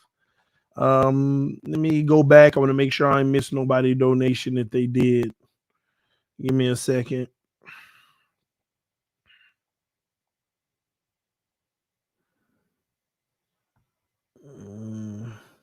Just fastly running through real quick.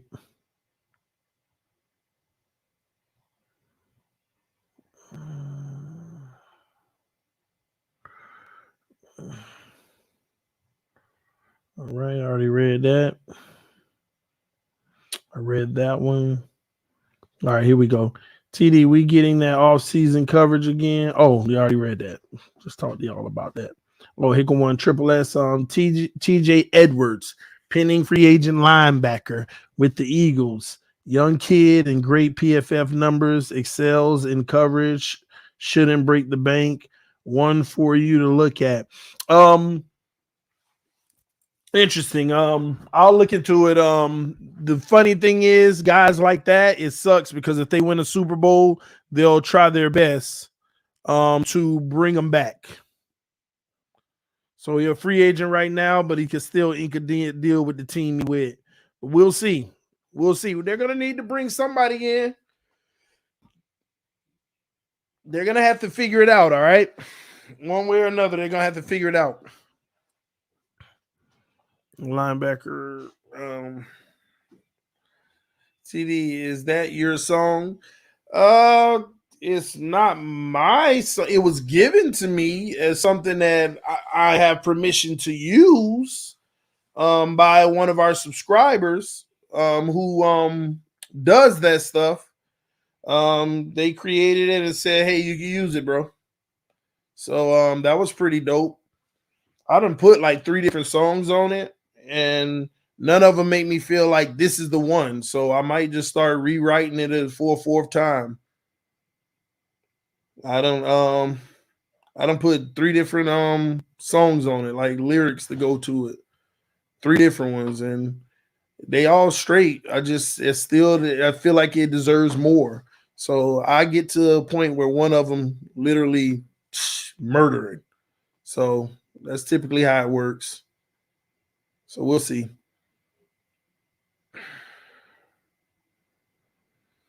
TD, the average pay for a DC is 1 million. It's being reported we paying him 4.5 mil, the highest paid. Doesn't sound like Mike brought him in. No, not at all. I told y'all it's also a threat to Mike McDaniels. Let me give you an example.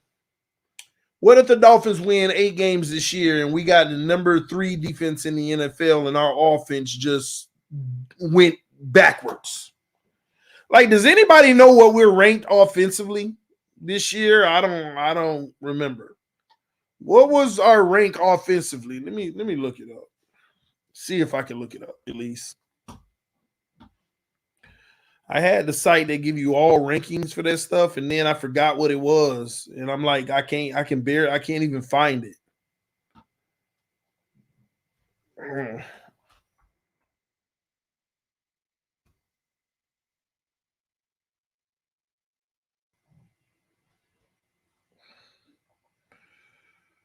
All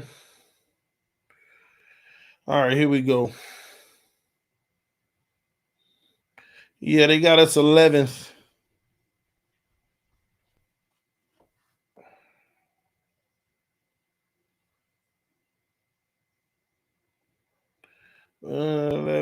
Yeah, they got us 7th. So look, the 5th, I think. Well, what I'm showing is 11th. So if you got something else, let me. I ain't talking about somebody's, opinion. I'm looking at a ranking thing.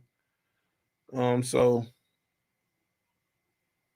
it's different ways to look at it. Some people go by yards, some people go by points, some people go with a composite of both. It all depends, man. Oh, let me come on, man. Miami Dolphins. I'll do this.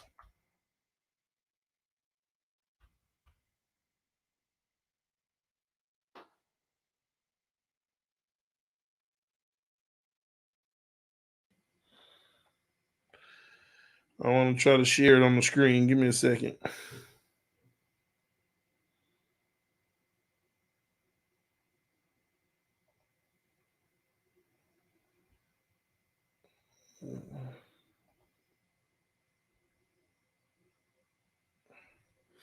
Yeah, points per game, we're 11th in the NFL. 11th. Yards per game, we're 8th in the NFL.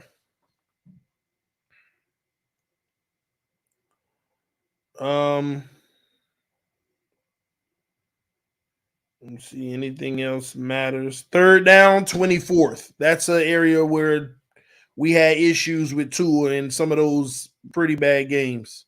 It was always the third down conversion. Our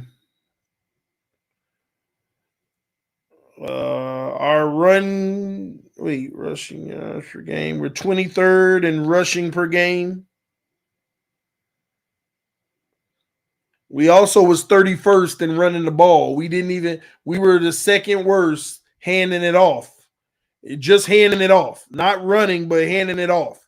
We ran less than 30 teams. We ran the ball less than 30 teams.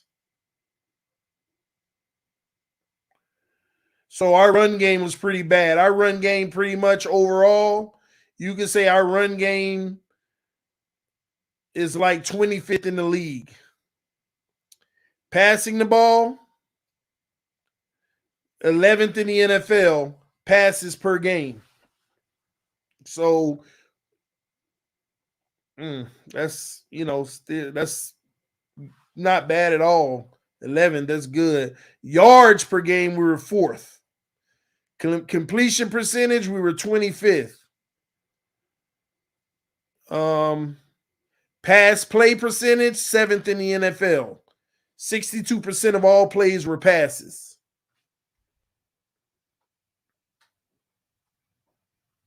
38% were rushes. So we were a 62-38 team. 60-40. And I told y'all at the beginning of the season we might end up a 60-40 team. That's crazy. I'm just seeing that now, but I said that.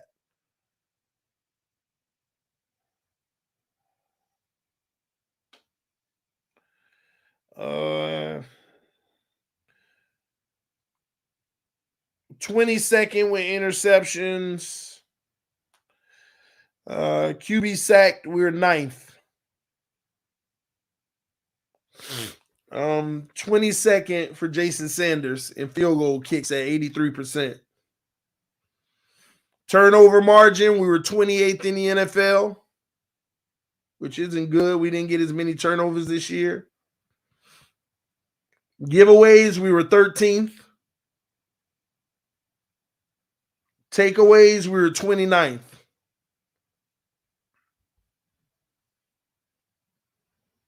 What's my ideal offense? I'll talk about it in a second, Pierre. I got you next. Passing yards per play, let me see.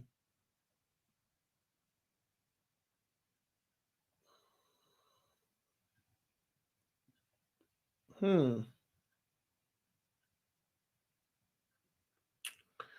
don't see that stat.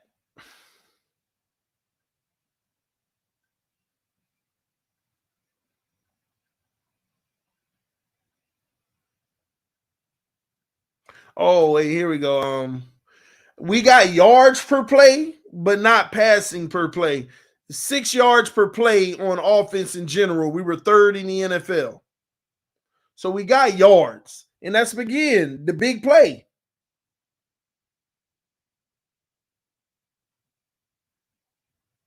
The big play.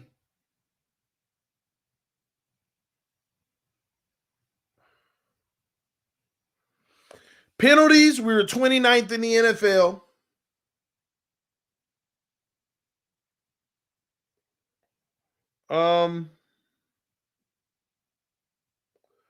Penalties per game, 29th. Penalty yards per game, 26th. And penalty yards per pen. I don't know what that means. We're 9th.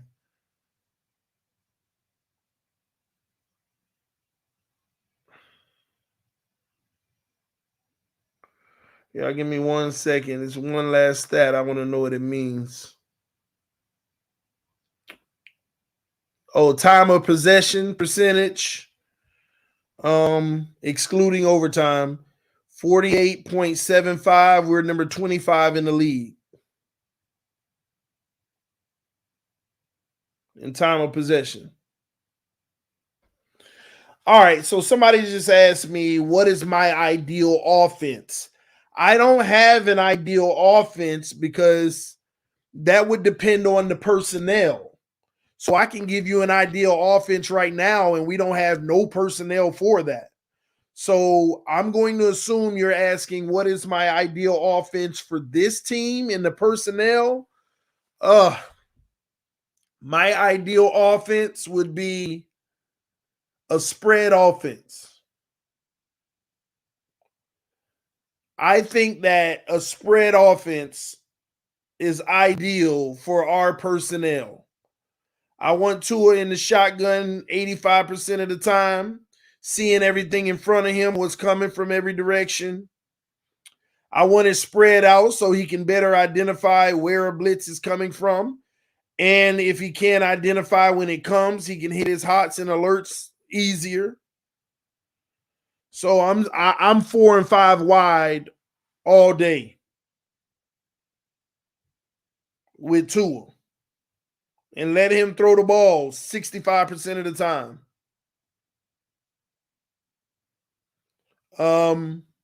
We don't have bell cow running back, so just hand off the halfback draw on occasions as you're cooking. That's my ideal offense with this personnel. That's just what I would do. Spread offense.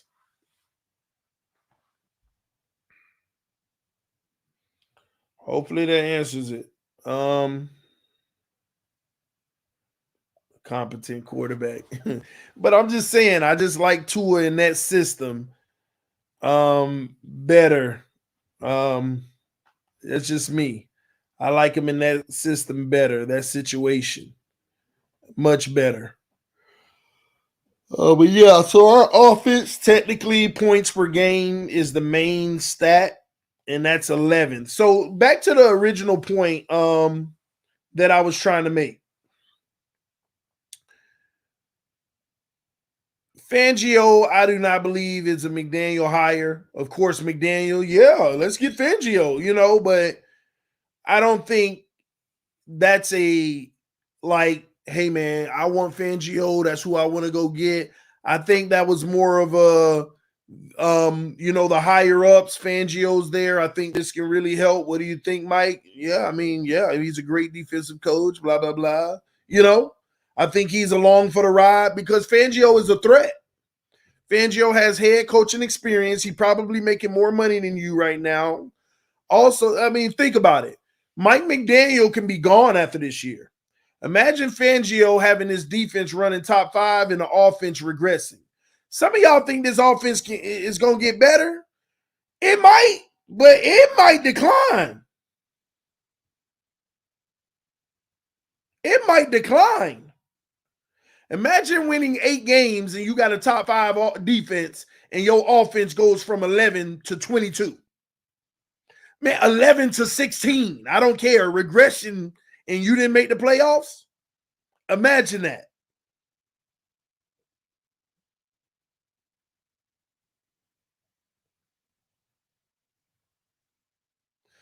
And you got to think about it. This defense this offense, another year, you got to end in the top 6 at this point, right? Am I wrong?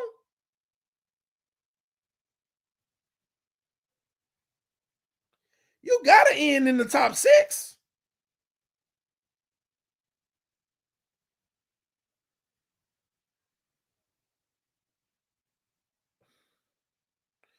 So, yeah, my thing is, I don't think this is a specific, McDaniel wanted.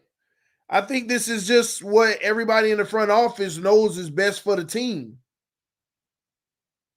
It's best for the team. Because Mike, there is no indication he knows anything that needs to be known about defense as far as the best way to scheme it up during real time. Mike is an offensive guy. He does not want to have to deal with that responsibility. He does not want that responsibility. Same difference with Flores. He didn't want that responsibility. That's why he had what's his name? Gosh, I'm running a blank. Chan Gailey. Flores don't really want to deal with offense.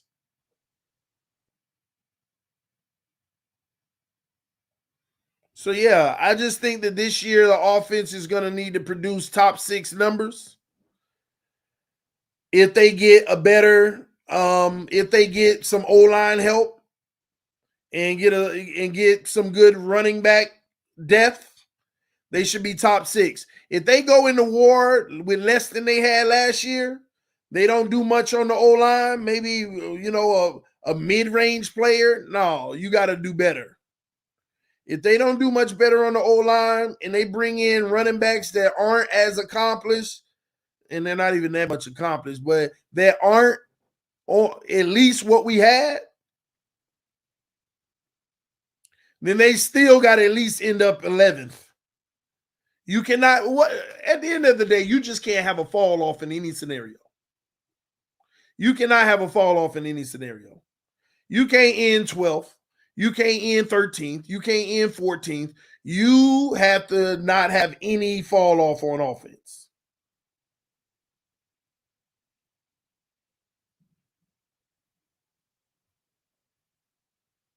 So that's where the issue can come. If the offense has any level of fall and we don't make a playoffs, McDaniel's gone. Especially if the defense does well. And don't let us have one of those 1-6 starts and stuff like that and the defense balling like Denver situation last year. Don't let us have one of those Denver years and the defense is balling for the first half of the season. They may fire McDaniel midway through the season and name Fangio the interim head coach. All of these are possibilities. So, I don't know. But McDaniel also has to understand he didn't come into this team with the expectation that he was going to have time to build something.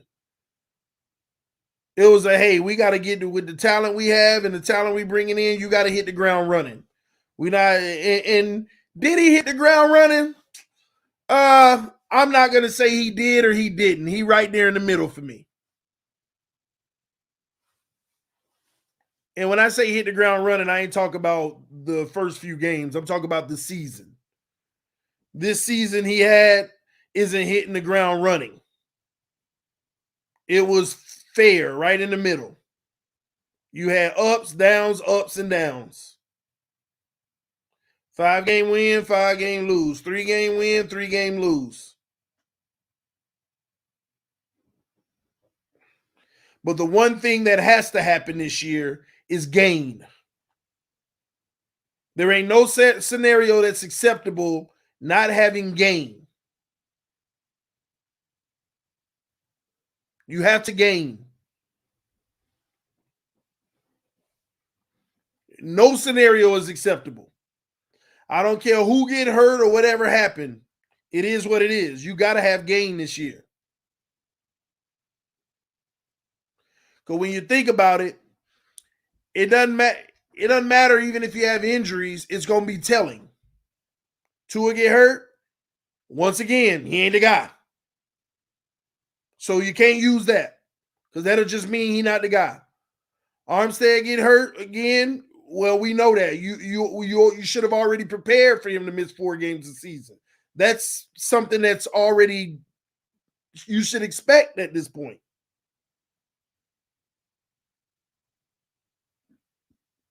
Not a real interesting thing that didn't happen this year, but they played through injuries. The real thing you don't want to happen next year is, per se, Tyreek gets hurt. A lot of people going to be losing their job as a result. Like I'm saying, like imagine the Tyreek Hill getting hurt week 3 and then out for the season. A lot of people going to be losing their job. Tua going to lose his job because he ain't going to look nearly what he is without Tyreek. McDaniel going to be in trouble because the team ain't going to win. Not at a high clip.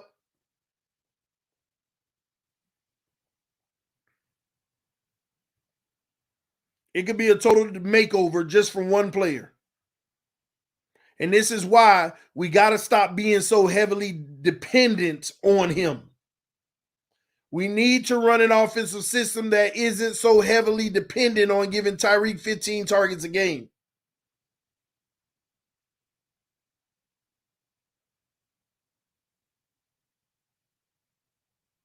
I understand, feed your playmakers. But if he ain't on that field, there's a lot of exposing that takes place. Just look at the games he on the field and he's taken out of the game. Exposing. We barely can do anything and move the ball when a team schemes Tyreek out of the game. And we had like 3-4 of them this year. And they were pretty evident.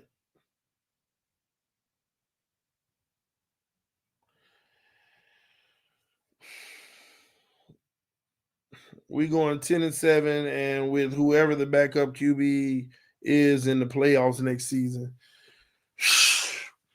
Man, I ain't gonna lie. I hope Tua plays all 17 games, though. I want to see, like, gosh, give me a 17 gamer, bro. Just give me one 17 gamer. 3 years now, we can't get it. Give me one 17 gamer.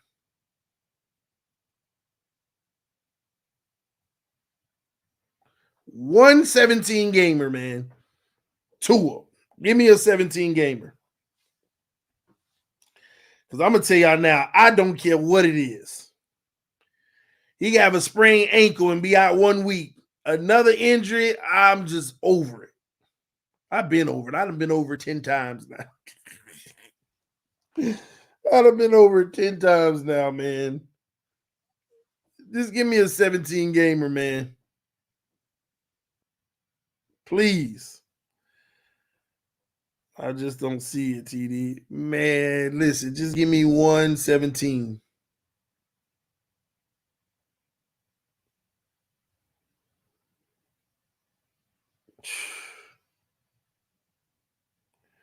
Yeah, he gets hurt. That's it. Tua misses more than 2 games he's done in Miami.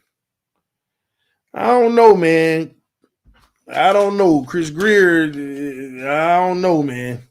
Y'all got to understand. I think Chris Greer might be at a point where he realizes his job might be on Tua as well. When Stephen Ross made that decision, he basically had to pick a side. And Greer was the side chosen. So at the end of the day, I think Greer has to do all he can to make Tua the guy and go to the death with him. I think the moment they start talking about a new quarterback again, Greer getting fired.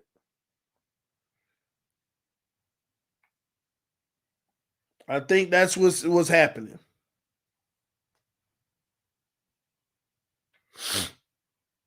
Oh, ball game. He says, so is Lamar not franchise worthy? He's misses just as many games as Tua. I agree. That's the issue with Lamar. But Lamar has proven stuff in this league. Tua still ain't proved nothing. That's the point. Lamar got the MVP. There's a reason he got that. He done proved he can play at a high level consistently for a full season. Not 4 or 5 games in a season. For a season. Winning an MVP award. And on top of that, once again, Lamar should be injured a lot with the exposure they use him with. His usage rate is way higher than Tua's. Because when they pass the ball, he's passing the ball. When they run the ball, he's running the ball. He should be injured more often. His exposure is greater.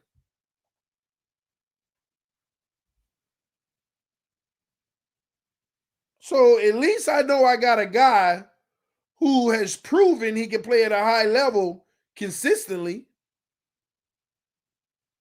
versus a guy who at best gave you 4 great games that made you believe and then 5 stinkers in the same season.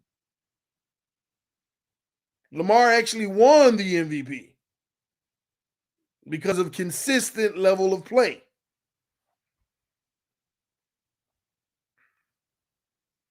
So that's franchise worthy. The other isn't, for sure, in my opinion. All 4 NFC East teams have great defensive lines. I don't see him lasting all 17, bro. Listen, I don't look at it that way. We've schemed the ball to get out of Tua's hand. That's what kills me too. We have created a scheme to make sure he gets the ball out of his hands right away. He's one of the least pressured quarterbacks in the NFL and still has a high injury rate. We talk about Lamar, who actually has the ball in his hands forever. Tua, the scheme, everything has been designed to try to help him not get hurt or minimize the risk, but it didn't stop.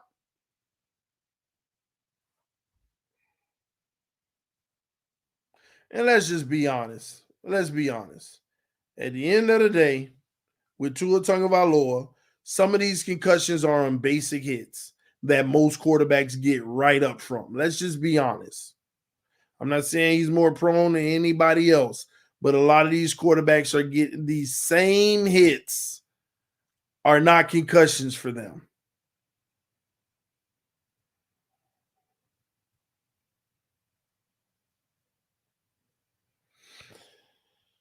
Winning an MVP is great, but if you're not available, what does it matter? All these players get hurt. The game is still violent. They just have to play smarter and protect themselves better. Well, I guess you're making my point though, ball game. If they all get hurt, at least I know one of them is proven and the other isn't. You're making the point for me. They all get hurt, okay. Excuse that to the side. That still makes Lamar more of a franchise guy than Tua because he's proven his skill on a consistent basis. Tua hasn't proven anything.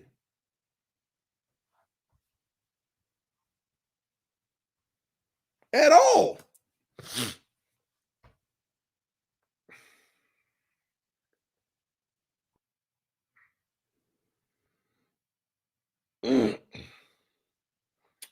For NFC.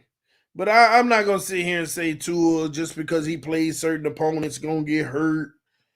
No, it don't matter because you got a great D-line.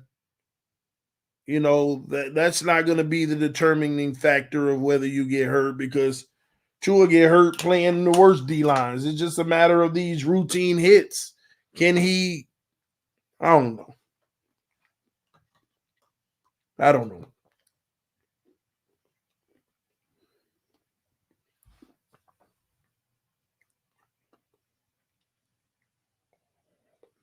You're around here talking about Lamar proved he can be consistent for a season, but we don't care about that. We want a Super Bowl. G-Dog, Lamar is not a franchise quarterback. I believe Lamar Jackson is a franchise quarterback. If you want to talk Super Bowls, the only thing you can do in the NFL is talk about what gives you the best chance of getting there. We can get Lamar and never win a Super Bowl, but I'm not going to sit here and be stupid and think that he don't give us the best chance over Tua. That's the point. It's about upgrading at every position, if you can, especially the quarterback position. You need a dynamic player in today's NFL. You need a dynamic player. It's hard to win now just sitting in the pocket. You can, but it's harder.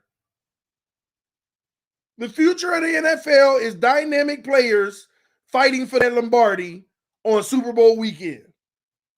Every year, you will start seeing nothing but the dynamic players who can throw a little and run a little, or vice versa, whatever. So you ain't guaranteed to win a Super Bowl with nobody. The name of the game is who give you the better chance. So stop making it, definitive. Well, Lamar ain't win a Super Bowl. But guess what? Lamar in a better offensive system, you don't know what. I know it'll give us a better chance. I'm not guaranteeing it, but it'll give us a better chance. You tell me when Lamar Jackson had a Tyreek Hill on his team. You tell me when he even had a Waddle. And don't get me started on the combination of both of them.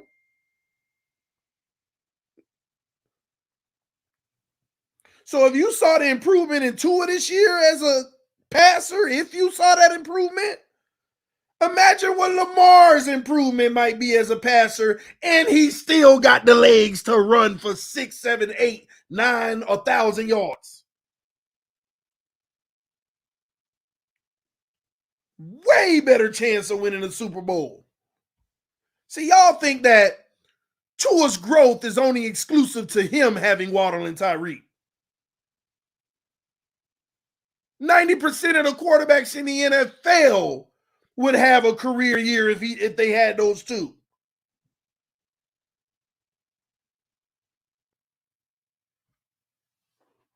So I'm sorry. Lamar with weapons.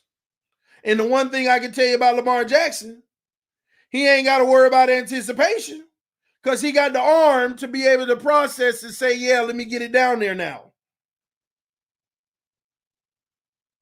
With the flick of a wrist, 60.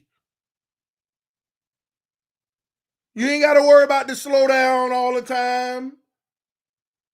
No, we put up more points because a lot of points we leave on the board because it's an underthrown pass. It's a big play, but it's an underthrown pass. And they tackle right away. A lot of those plays should be touched. I don't care if you love Tua or hate Tua. One thing we can all agree on is the fact that Tua's lack of arm strength leaves some points off the board. I don't care if you want to argue it ain't many. It leaves points off the board. That is a fact. Many of the deep balls should be moonwalking in for a touchdown. But they got to identify where it's going first, slow down, reroute, go up, get it, get tackled. That's the one thing. You don't care how much you love them or hate them. We leave points on the board. That is a fact.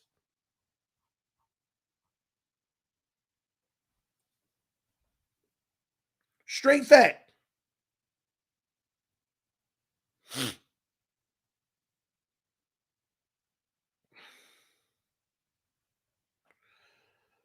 Lamar only passed for 3,000 yards once. Yeah. And what, ran for 1,000? Yeah. And just like y'all bring up the injuries, everybody get hurt.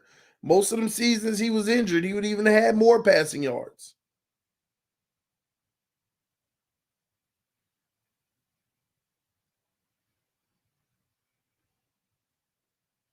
Thank you. It's about TDs, not yards. That's why we were 11th in points and only eighth in yards. We were better in yards than points.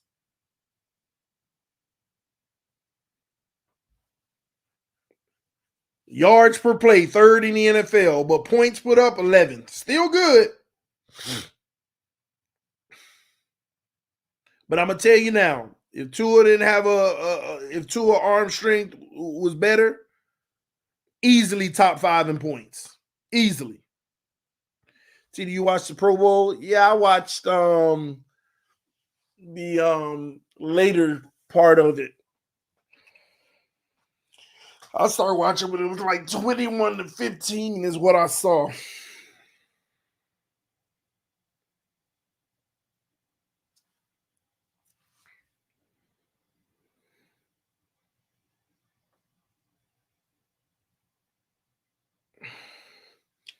Yeah, I saw Tyreek catch a few of Tua sky balls that had to come back and should have been a touchdown. Yeah. I mean, we Dolphin fans know that very well.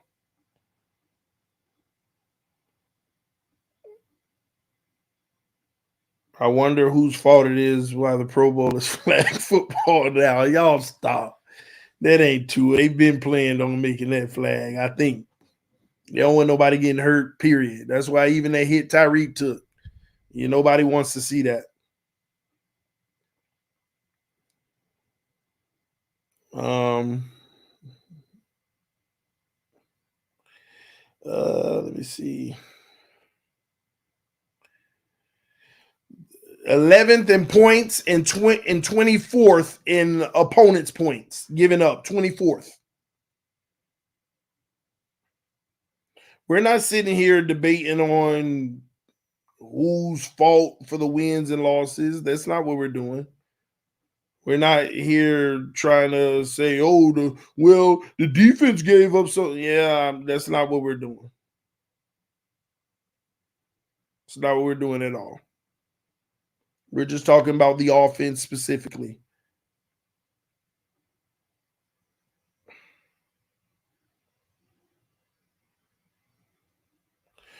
Do you agree with Skylar in the game? McDaniel opens up the playbook. It depends. I don't. I agree and don't agree. Starting out the game, he's been conservative every time, but then as the game went on, he's opened it up when Skylar was in. But when Tua's in the game, I feel like in the RPO system, it's always open just for that system, those plays. I think it's been open the whole time. It's just you're limited on plays. You run it out of like y'all gotta understand. We don't run many plays. People think we do. We do not run many plays. We do not run many plays. Playbooks have hundreds of plays, and I'm telling you, we do not run many plays. And I showed y'all, like I literally, if y'all was on the stream when T Rich was debating with me, and I had to prove the point, and this is what's crazy about it. I didn't only prove the point to T Rich, I told him pick any game you want. I didn't choose a specific game that'll make my point. I said pick any game, and there's one play that we run 35% of the time. I said pick any game you want. And he picked the game. And what did we have? We had one play ran, how many was it? 12, 13 times or something like that. The same play. Guy in motion going on the wheel, the slant behind the linebackers, and the tight end in the flat. And it was more than that. They just ran it with different wrinkles. Like they'll do the same thing, but instead of the tight end in the flat, they'll send them in the seam, but the same wheel in the slant. So technically that play with the different wrinkles, literally about 40%, almost every game. Until they start figuring us out. And then you didn't see it much in Buffalo and Green Bay.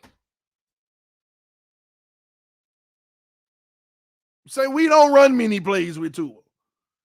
It is a base play that have different wrinkles and a few things sprinkled in when they play call they work on during the week. And usually that's a game plan, but this is every week for us. It worked against the Lions 15 times.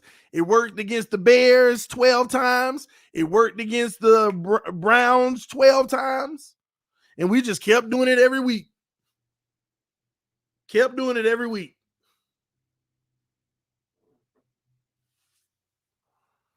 Man, we were eating off of it. Because them raggedy zones, it makes the linebackers have to decide, do I follow the flat or do I stay right here for this slant? And whatever one that they pick, Tua just hit the opposite one. As basic as can be, the easiest offense you can run. All Tua, and you saw it in Tua. Hike the ball, look to the right, and I'm just looking at the linebacker. You chasing the flat, slant. You stand with the slant, flat. Oh, the corner sits down and is a zone, wheel. It's it. It's basic. It's easy. It's elementary offense. So that's why this is a quarterback-friendly system. Elementary offense. Elementary. Nah, ball game. You can't get away with this one. Ball game said there's only so much installing you can do during the season. The most installing happens during the off season, and you revisit the concept through the season. No, not with this ball game. Ain't nobody run one play more than we run one play. Not this one, ball game. Can't get this one, bro. We are basic elementary. More teams have a whole lot more complex plays and a lot more plays they run, period. We are basic. And it's almost clockwork. You know, in the third quarter, you're going to get that Trent Sherfield or Cedric Wilson 15-yard comeback route. It's like clockwork. In the third quarter, somewhere around there, that's going to come. I mean, it's scripted. You know what's coming. Our offense was the most basic, and teams start figuring it out. They start being at the spot before the receiver. I done studied this offense in and out. It is the most basic thing you can run. The deep crosser on cover two, splitting the safeties, making one of them come downhill. Even if Tyreek is covered real good with the one-on-one with the safety, put it up there. Regardless. It's one-on-one, and it was with Tyreek. And we run that about 5 to 6 times a game. I can account 4 plays for about 80% of our offense. Passing offense, that is. Running game, it mixes up. Whatever. But for our passing game, I can show you 4 plays that count for 80%. Nah, ain't nobody got that in the league. Ain't nobody doing that in the NFL. That's us.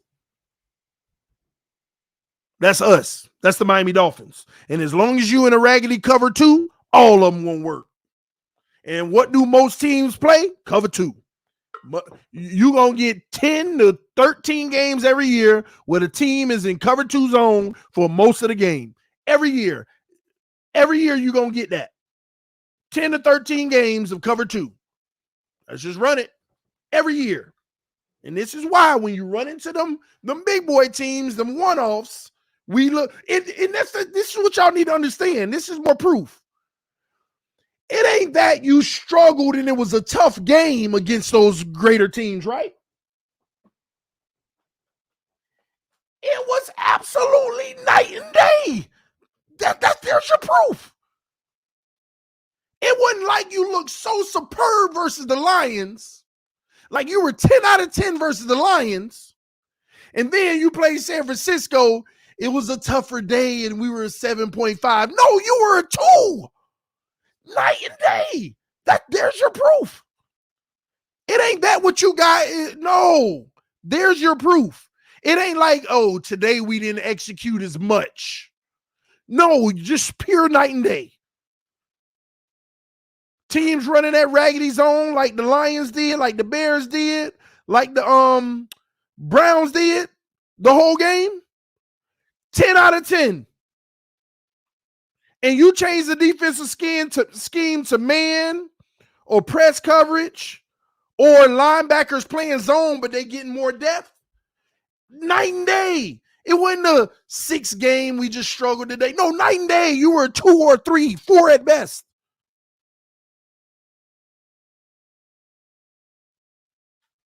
See, you hold out hope when you play San Francisco and you were a 6.5 and we just didn't get the job done. You hold out, but you were 2, 3, 4 at best, night and day. So I'm sorry. This offensive scheme has been basic from the beginning. It is a zone beater because it literally makes certain players, they cut off half the field, hike the ball, you look to the right, and you literally got an outside linebacker that's saying, do I follow the flat? Do I stay here for the slant? It's that simple. That's all that one play that we run 35% of the time is that simple. It's attacking the outside linebacker in the cover 2 zone because everybody else got to stay in the area. They can't chase. It's cover 2. So that outside linebacker, whether we want to do it to the left or we want to do it to the right, you hike the ball, send one in the flat, send one on a quick slant, and that outside linebacker's like, all right, I'm in my area. I got somebody going to the flat, but I got this slant coming on the back of me. Which one do I do? And that's all Tua do. Hike the ball and look at the linebacker. What you going to do? What you going to do? Or you going to go in the flat? Up the area you just left. I hit my guy on the slant. They running up the field. Oh, you going to stay there? Gesicki in the flat. Oh, you going to stay there? Gesicki. Oh, I can't Gesicki. The corner drop. The wheel route. Because it's cover 2. Let me hurry up and get it there before the safety come over. It's basic. It's simple. It's simple.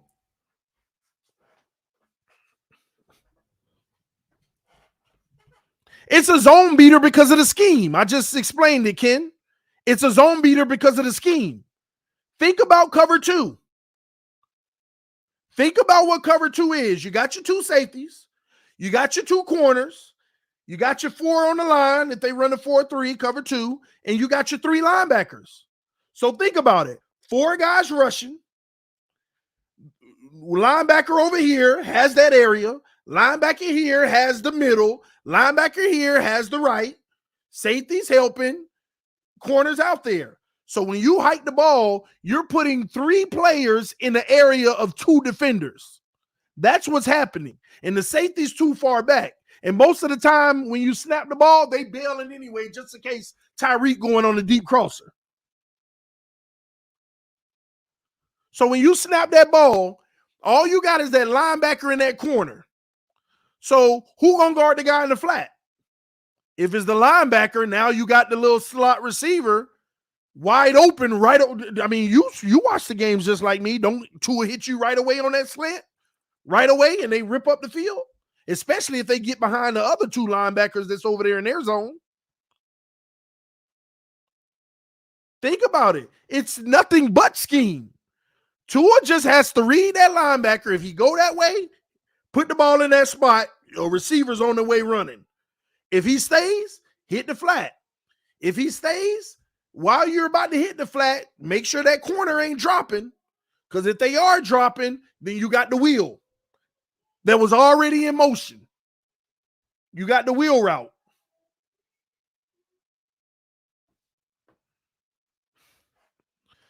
Ballgame said, I agree the pass game is basic, but the run game concept weren't. No, the run game concept definitely weren't basic, but that's why we were the 25th ranked on run game. We sucked at that too. We had 4 good rushing games. And a lot of the time is because they conceded the run because they just didn't want to get beat in the secondary. Run game definitely ain't simple. The zone blocking and stuff, the whole concept is difficult. And it's not easy. But we didn't run the ball well. We ran the ball well in 4 games. 4 games. So overall, this offense ain't show me nothing particularly. It was just Tyreek driven. Put it up. Let's go. End up going up against a whole bunch of zones. And you're going to eat. But every time you run into that team that ain't trying to zone you up, they trying to scheme you up, we don't eat. We don't eat. And I'm going to tell you what team's going to do to us next year. They're going to negate the pass rush because they know Tua trying to get the ball out of his hand in 2 seconds anyway. Why keep coming all the time? You're going to have you're going to have 8 dropping in coverage, guarding those type of things so it can't be schemed anymore.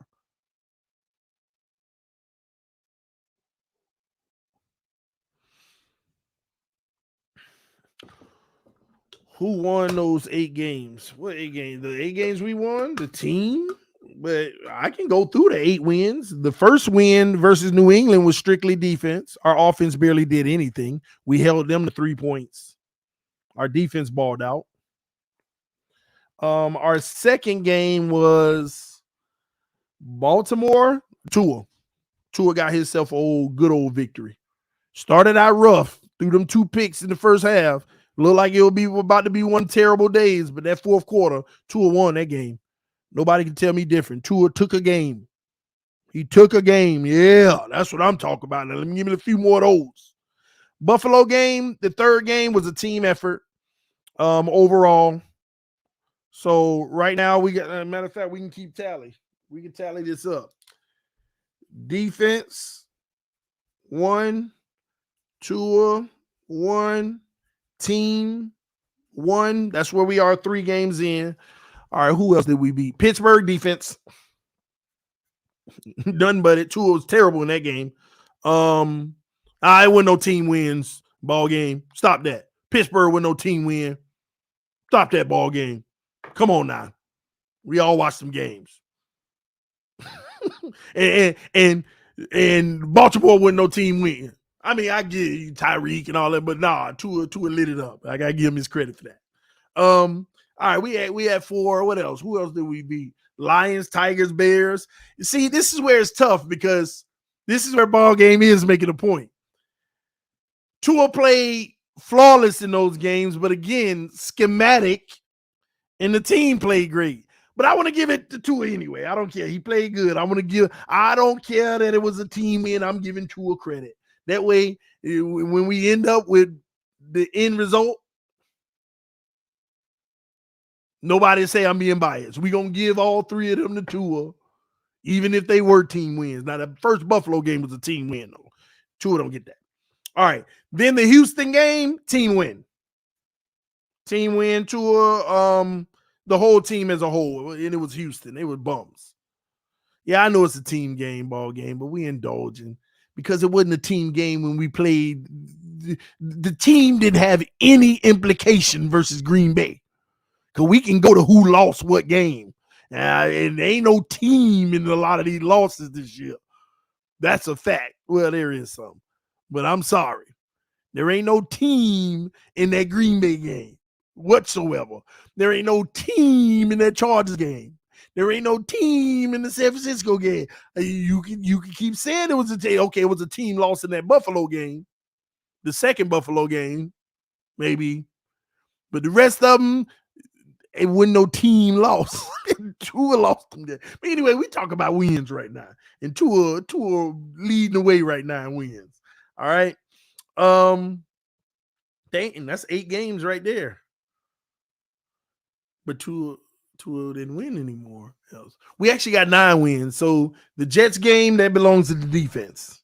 So we got 3 games won by the defense, 2 games won by the team, and Tua won 4 games. Like, he played so well that if he didn't play that well, I mean, we would have still probably won, but we wouldn't. No. We wouldn't have won against the Bears. Matter of fact, Noah had to pick at the end against one of them. They were team wins. I'm just trying to give Tua a little more credit. But if we're going to be honest, we'll give Tua 2 team wins. Because if Tua didn't ball out versus the Lions, we would have lost. We couldn't stop the Lions. If Tua didn't ball out versus the Bears, we probably would have lost because we couldn't stop Fields and them. Matter of fact, I feel like they got robbed, to be honest with you. So technically he gets 3. Tua gets 3 wins that I feel like because the Browns game, we would have won anyway. We dominated them beyond. We would have won the Browns game. Okay.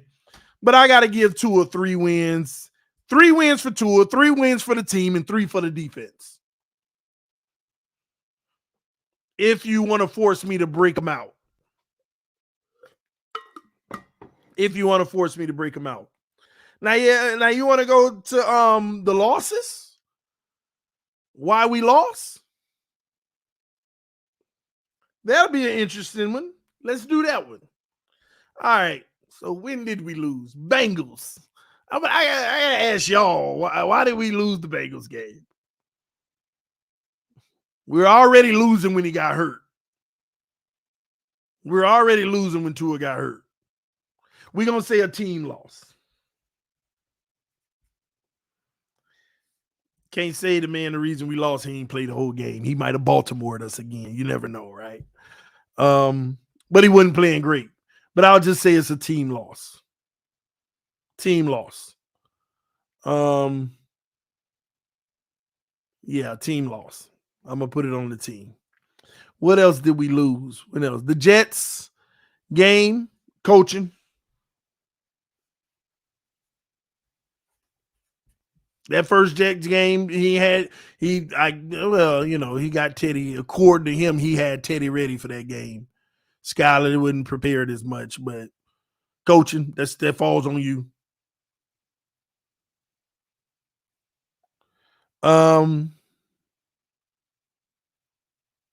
Who else did we beat after that? No, lost to Minnesota. The Minnesota game. That one there irks me. I don't know if I blame coaching or Waddle. I'm sorry, Waddle. I can't. Waddle single-handedly lost that game. I want to say coaching between Skylar and Teddy. They threw for 430-something yards. Waddle single-handedly lost that game. Listen, you can disagree. Waddle lost that game. Okay? Two times, like, nobody touched him and he fumbled. And we about to go win the game on that drive. And the other one, he caught it and juggled it and it got picked off. Like, Waddle is a great player, but he got some moments, man, that I got to look out for going forward. That makes me a little concerned, to be honest with y'all. We don't talk about it because how great of a player he is, but let's be honest. Waddle just he's unspokenly concerning. Waddle is an unspeakable concern because it's Waddle. He had a moment. He's that dude. But I'm sorry. After that playoff game, it's starting to pile up because it wasn't just Minnesota in that game. Waddle has been done in little sprinkles of like, what is that Waddle all season? Don't think he hasn't. All season, Waddle has had sprinkles of, but he make up for it. Like he'll have and then he'll have 2 big passes and it don't matter. All right, let's go, Waddle. So he's a little unspoken concern. If we want to be 100% 100, all right? I'm just saying.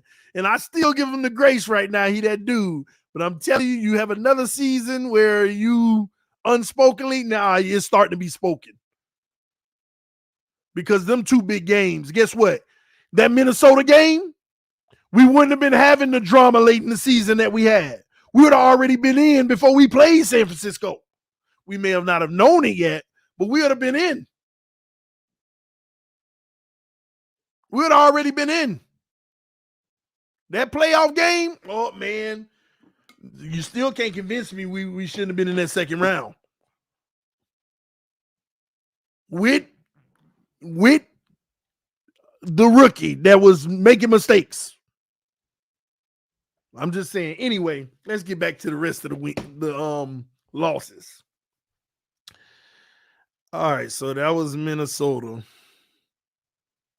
And now we're 8-3. Yeah, we're 8-3 if I'm not mistaken. So let's go San Francisco. Who do you blame? Who lost the game in San Francisco? Who lost the game? San Francisco.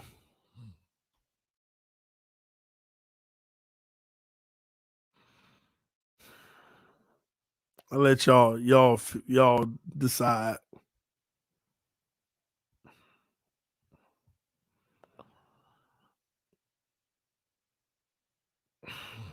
Now we got to go one by one.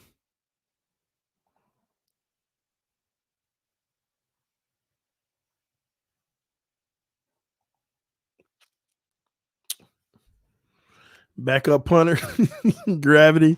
All right, man. At the end of the day, Tua lost the game. All right, Chargers. I ain't finna debate with y'all, Tua. I ain't finna have that conversation. That's the one that he made me mad. Boy, I was mad at Tua in that game. I was mad at him in that game. Anyway, because we should have won that game. Anyway, Buffalo lost. The second loss by Buffalo. Team loss. Let's say team loss. In the second Buffalo game. Team loss. Green Bay Tua.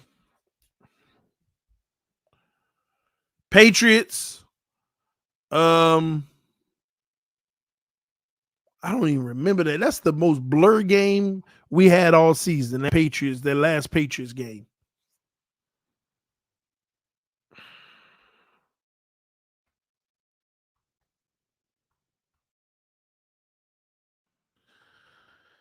All right. Okay, so did we lose the Patriots game? Yeah, we lost it. Wait. No, we won that game? Hold on, I'm confused. Oh, I'm looking at the previous year. My bad.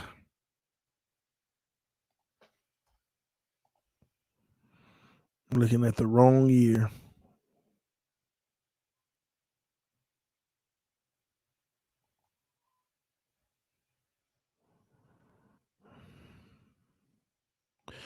Okay, our defense gave up 23. We scored 21. Let's see what happened. This is the most blurred game in my mind. Teddy and Skylar played because there were injuries. Mm.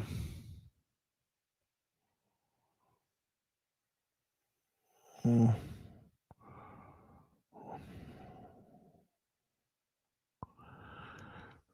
I can't blame it on the defense.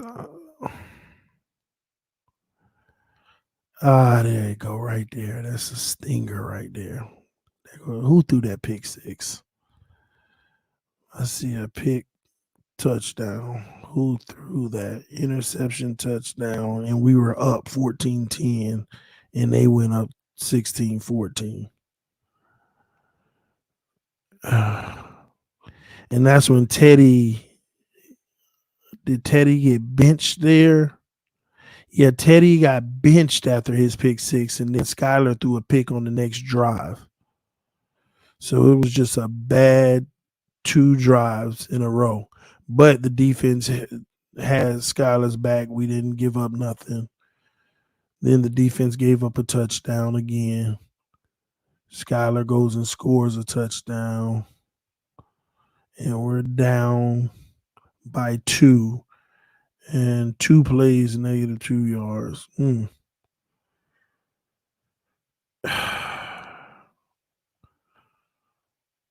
That's a tough one who to put on. I know that pick six was a dagger, but things happen. I guess Teddy got to own it. Teddy. Hey. All right. Playoff game. Yeah, that pick six has to own that. That was tough. All right. The playoff game. Who do you put the loss on? I know who I put it on. Or what I put it on. But what do y'all got for the playoff loss? No, it ain't Waddle by himself. I'm gonna tell you now, it's a team loss in the playoffs because Skylar still had 2 turnovers. They weren't deadly turnovers to where that's the reason we lost because we still should have won. Receivers blew it, but also even though the receivers blew it, if we didn't have those 2 picks, we might have still won. And Mike McDaniel with his coaching was just the play clock. I just got to go team loss. So 3 losses to the team, 1 to the coach, 1 for Waddle, 3 for Tua, and 1 for Teddy. There you have it. We got 3 team wins and 3 team losses. We got 3 Tua wins and 3 Tua losses. But I will say this, and this is something that man, I actually have to, because I ain't a huge fan of him, but I gotta give him credit on this. Because a lot of people kept saying this to me and they saying he's crazy, but he's right. The defense was never the reason we actually lost. If you really think of it, the defense was never the actual reason we lost. We never lost the game because of the defense. Go look at every loss.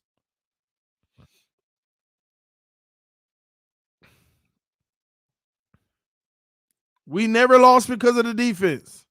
Now, in our team losses, they contributed, but they were never the reason we lost. And a lot of people, TD go say all of our losses had nothing to do with the defense. He's tripping. With this breakdown, he's right. Again, we want to stick with facts over here, over feelings. He's right. The defense didn't lose us any of our games.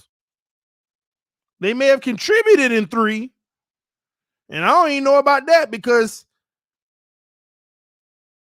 yeah, even the ones where they contributed, they wasn't bad. But yet, Boyer got fired. I told y'all he was gonna be the scapegoat regardless. It wouldn't have mattered. But listen, we got 3. So once again, 3 team wins where the whole team got it done. Nothing stood out. 3 team losses. Nothing stood out, but we lost the game as a whole because of a whole bunch of different elements, right? 2 or 3 team wins. We gave the Lions, the Bears, and the Ravens as games where his impact, I believe, won the game. Without his impact, we would have lost. So that's why I give him those games. Browns know we would have won regardless. Our defense, they couldn't do nothing. So 3 games to his impact helped us win games. 3 games they lost. 3 team wins, 3 team losses. Defense helped us win 3 games, like the Pittsburgh game, the first Patriots game, and what was it? It was another one. I think it was the Houston Texans.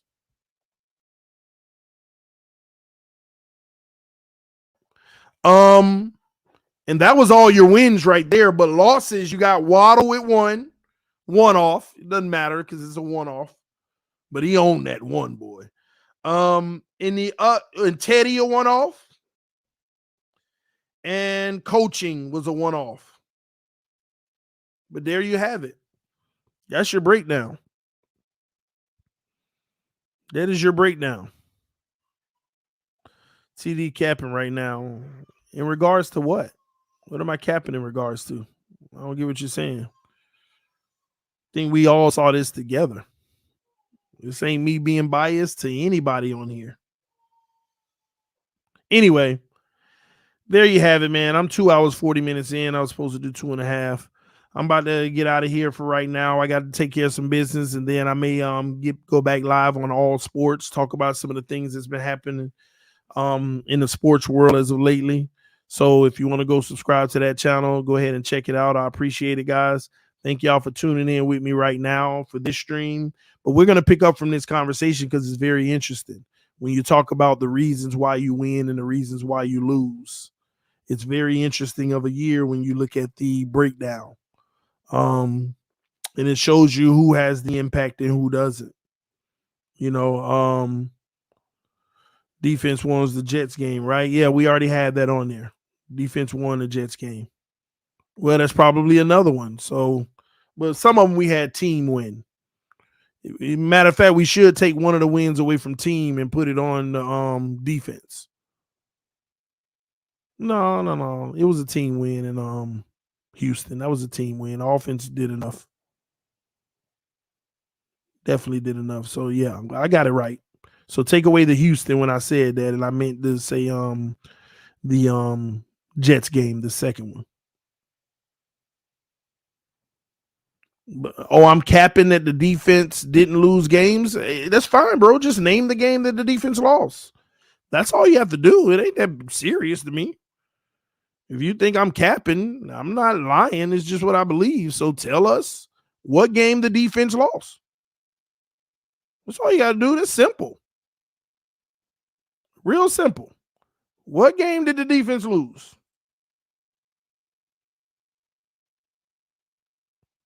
That's all you got to do.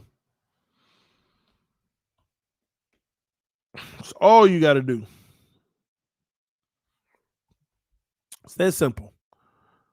But yeah, that Chargers game. Oh my God. See, I ain't arguing with some of y'all. Y'all want to play like that. If y'all want to play like that, I am not gonna argue with you. The defense sure as heck didn't lose that Chargers game. As a matter of fact, I was proud of the defense because they actually made it hard on Herbert, but Herbert just went into elite mode in that game. And they only put up 23 points. Fourth quarter, we gave up 3 points. Third quarter, we gave up 3 points. All the points came in the second quarter, 17.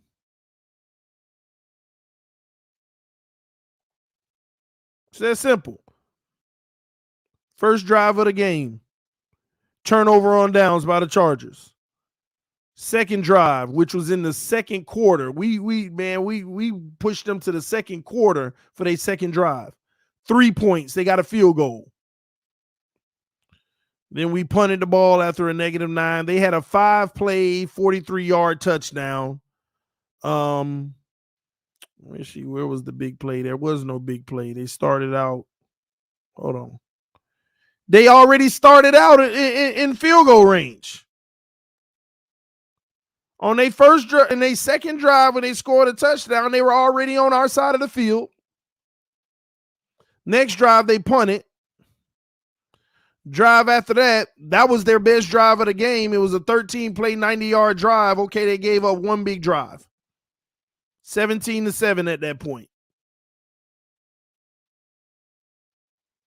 And after that, they punted. They got a field goal. They punted again. They got a field goal, and then they clocked it. Game was over. Missed me with that. The defense did not lose that game. Defense didn't lose that game. Sorry. Buffalo game, which one? We played them 3 times. Well, we lost twice. So which loss are you trying to say? Which one? The 32-29 when you knew it was going to be a shootout? It's a team loss, bro.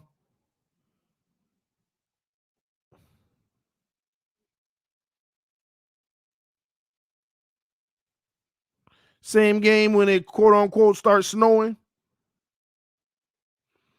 I'm trying to find your all sports channel. TD Sports Talk. TD Sports Talk. Matter of fact, I can I'll put the link in the comment section.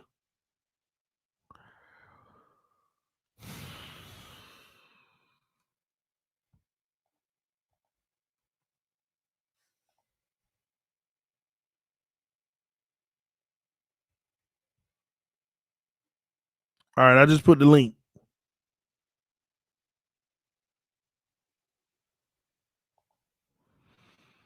All right, hopefully that's good enough.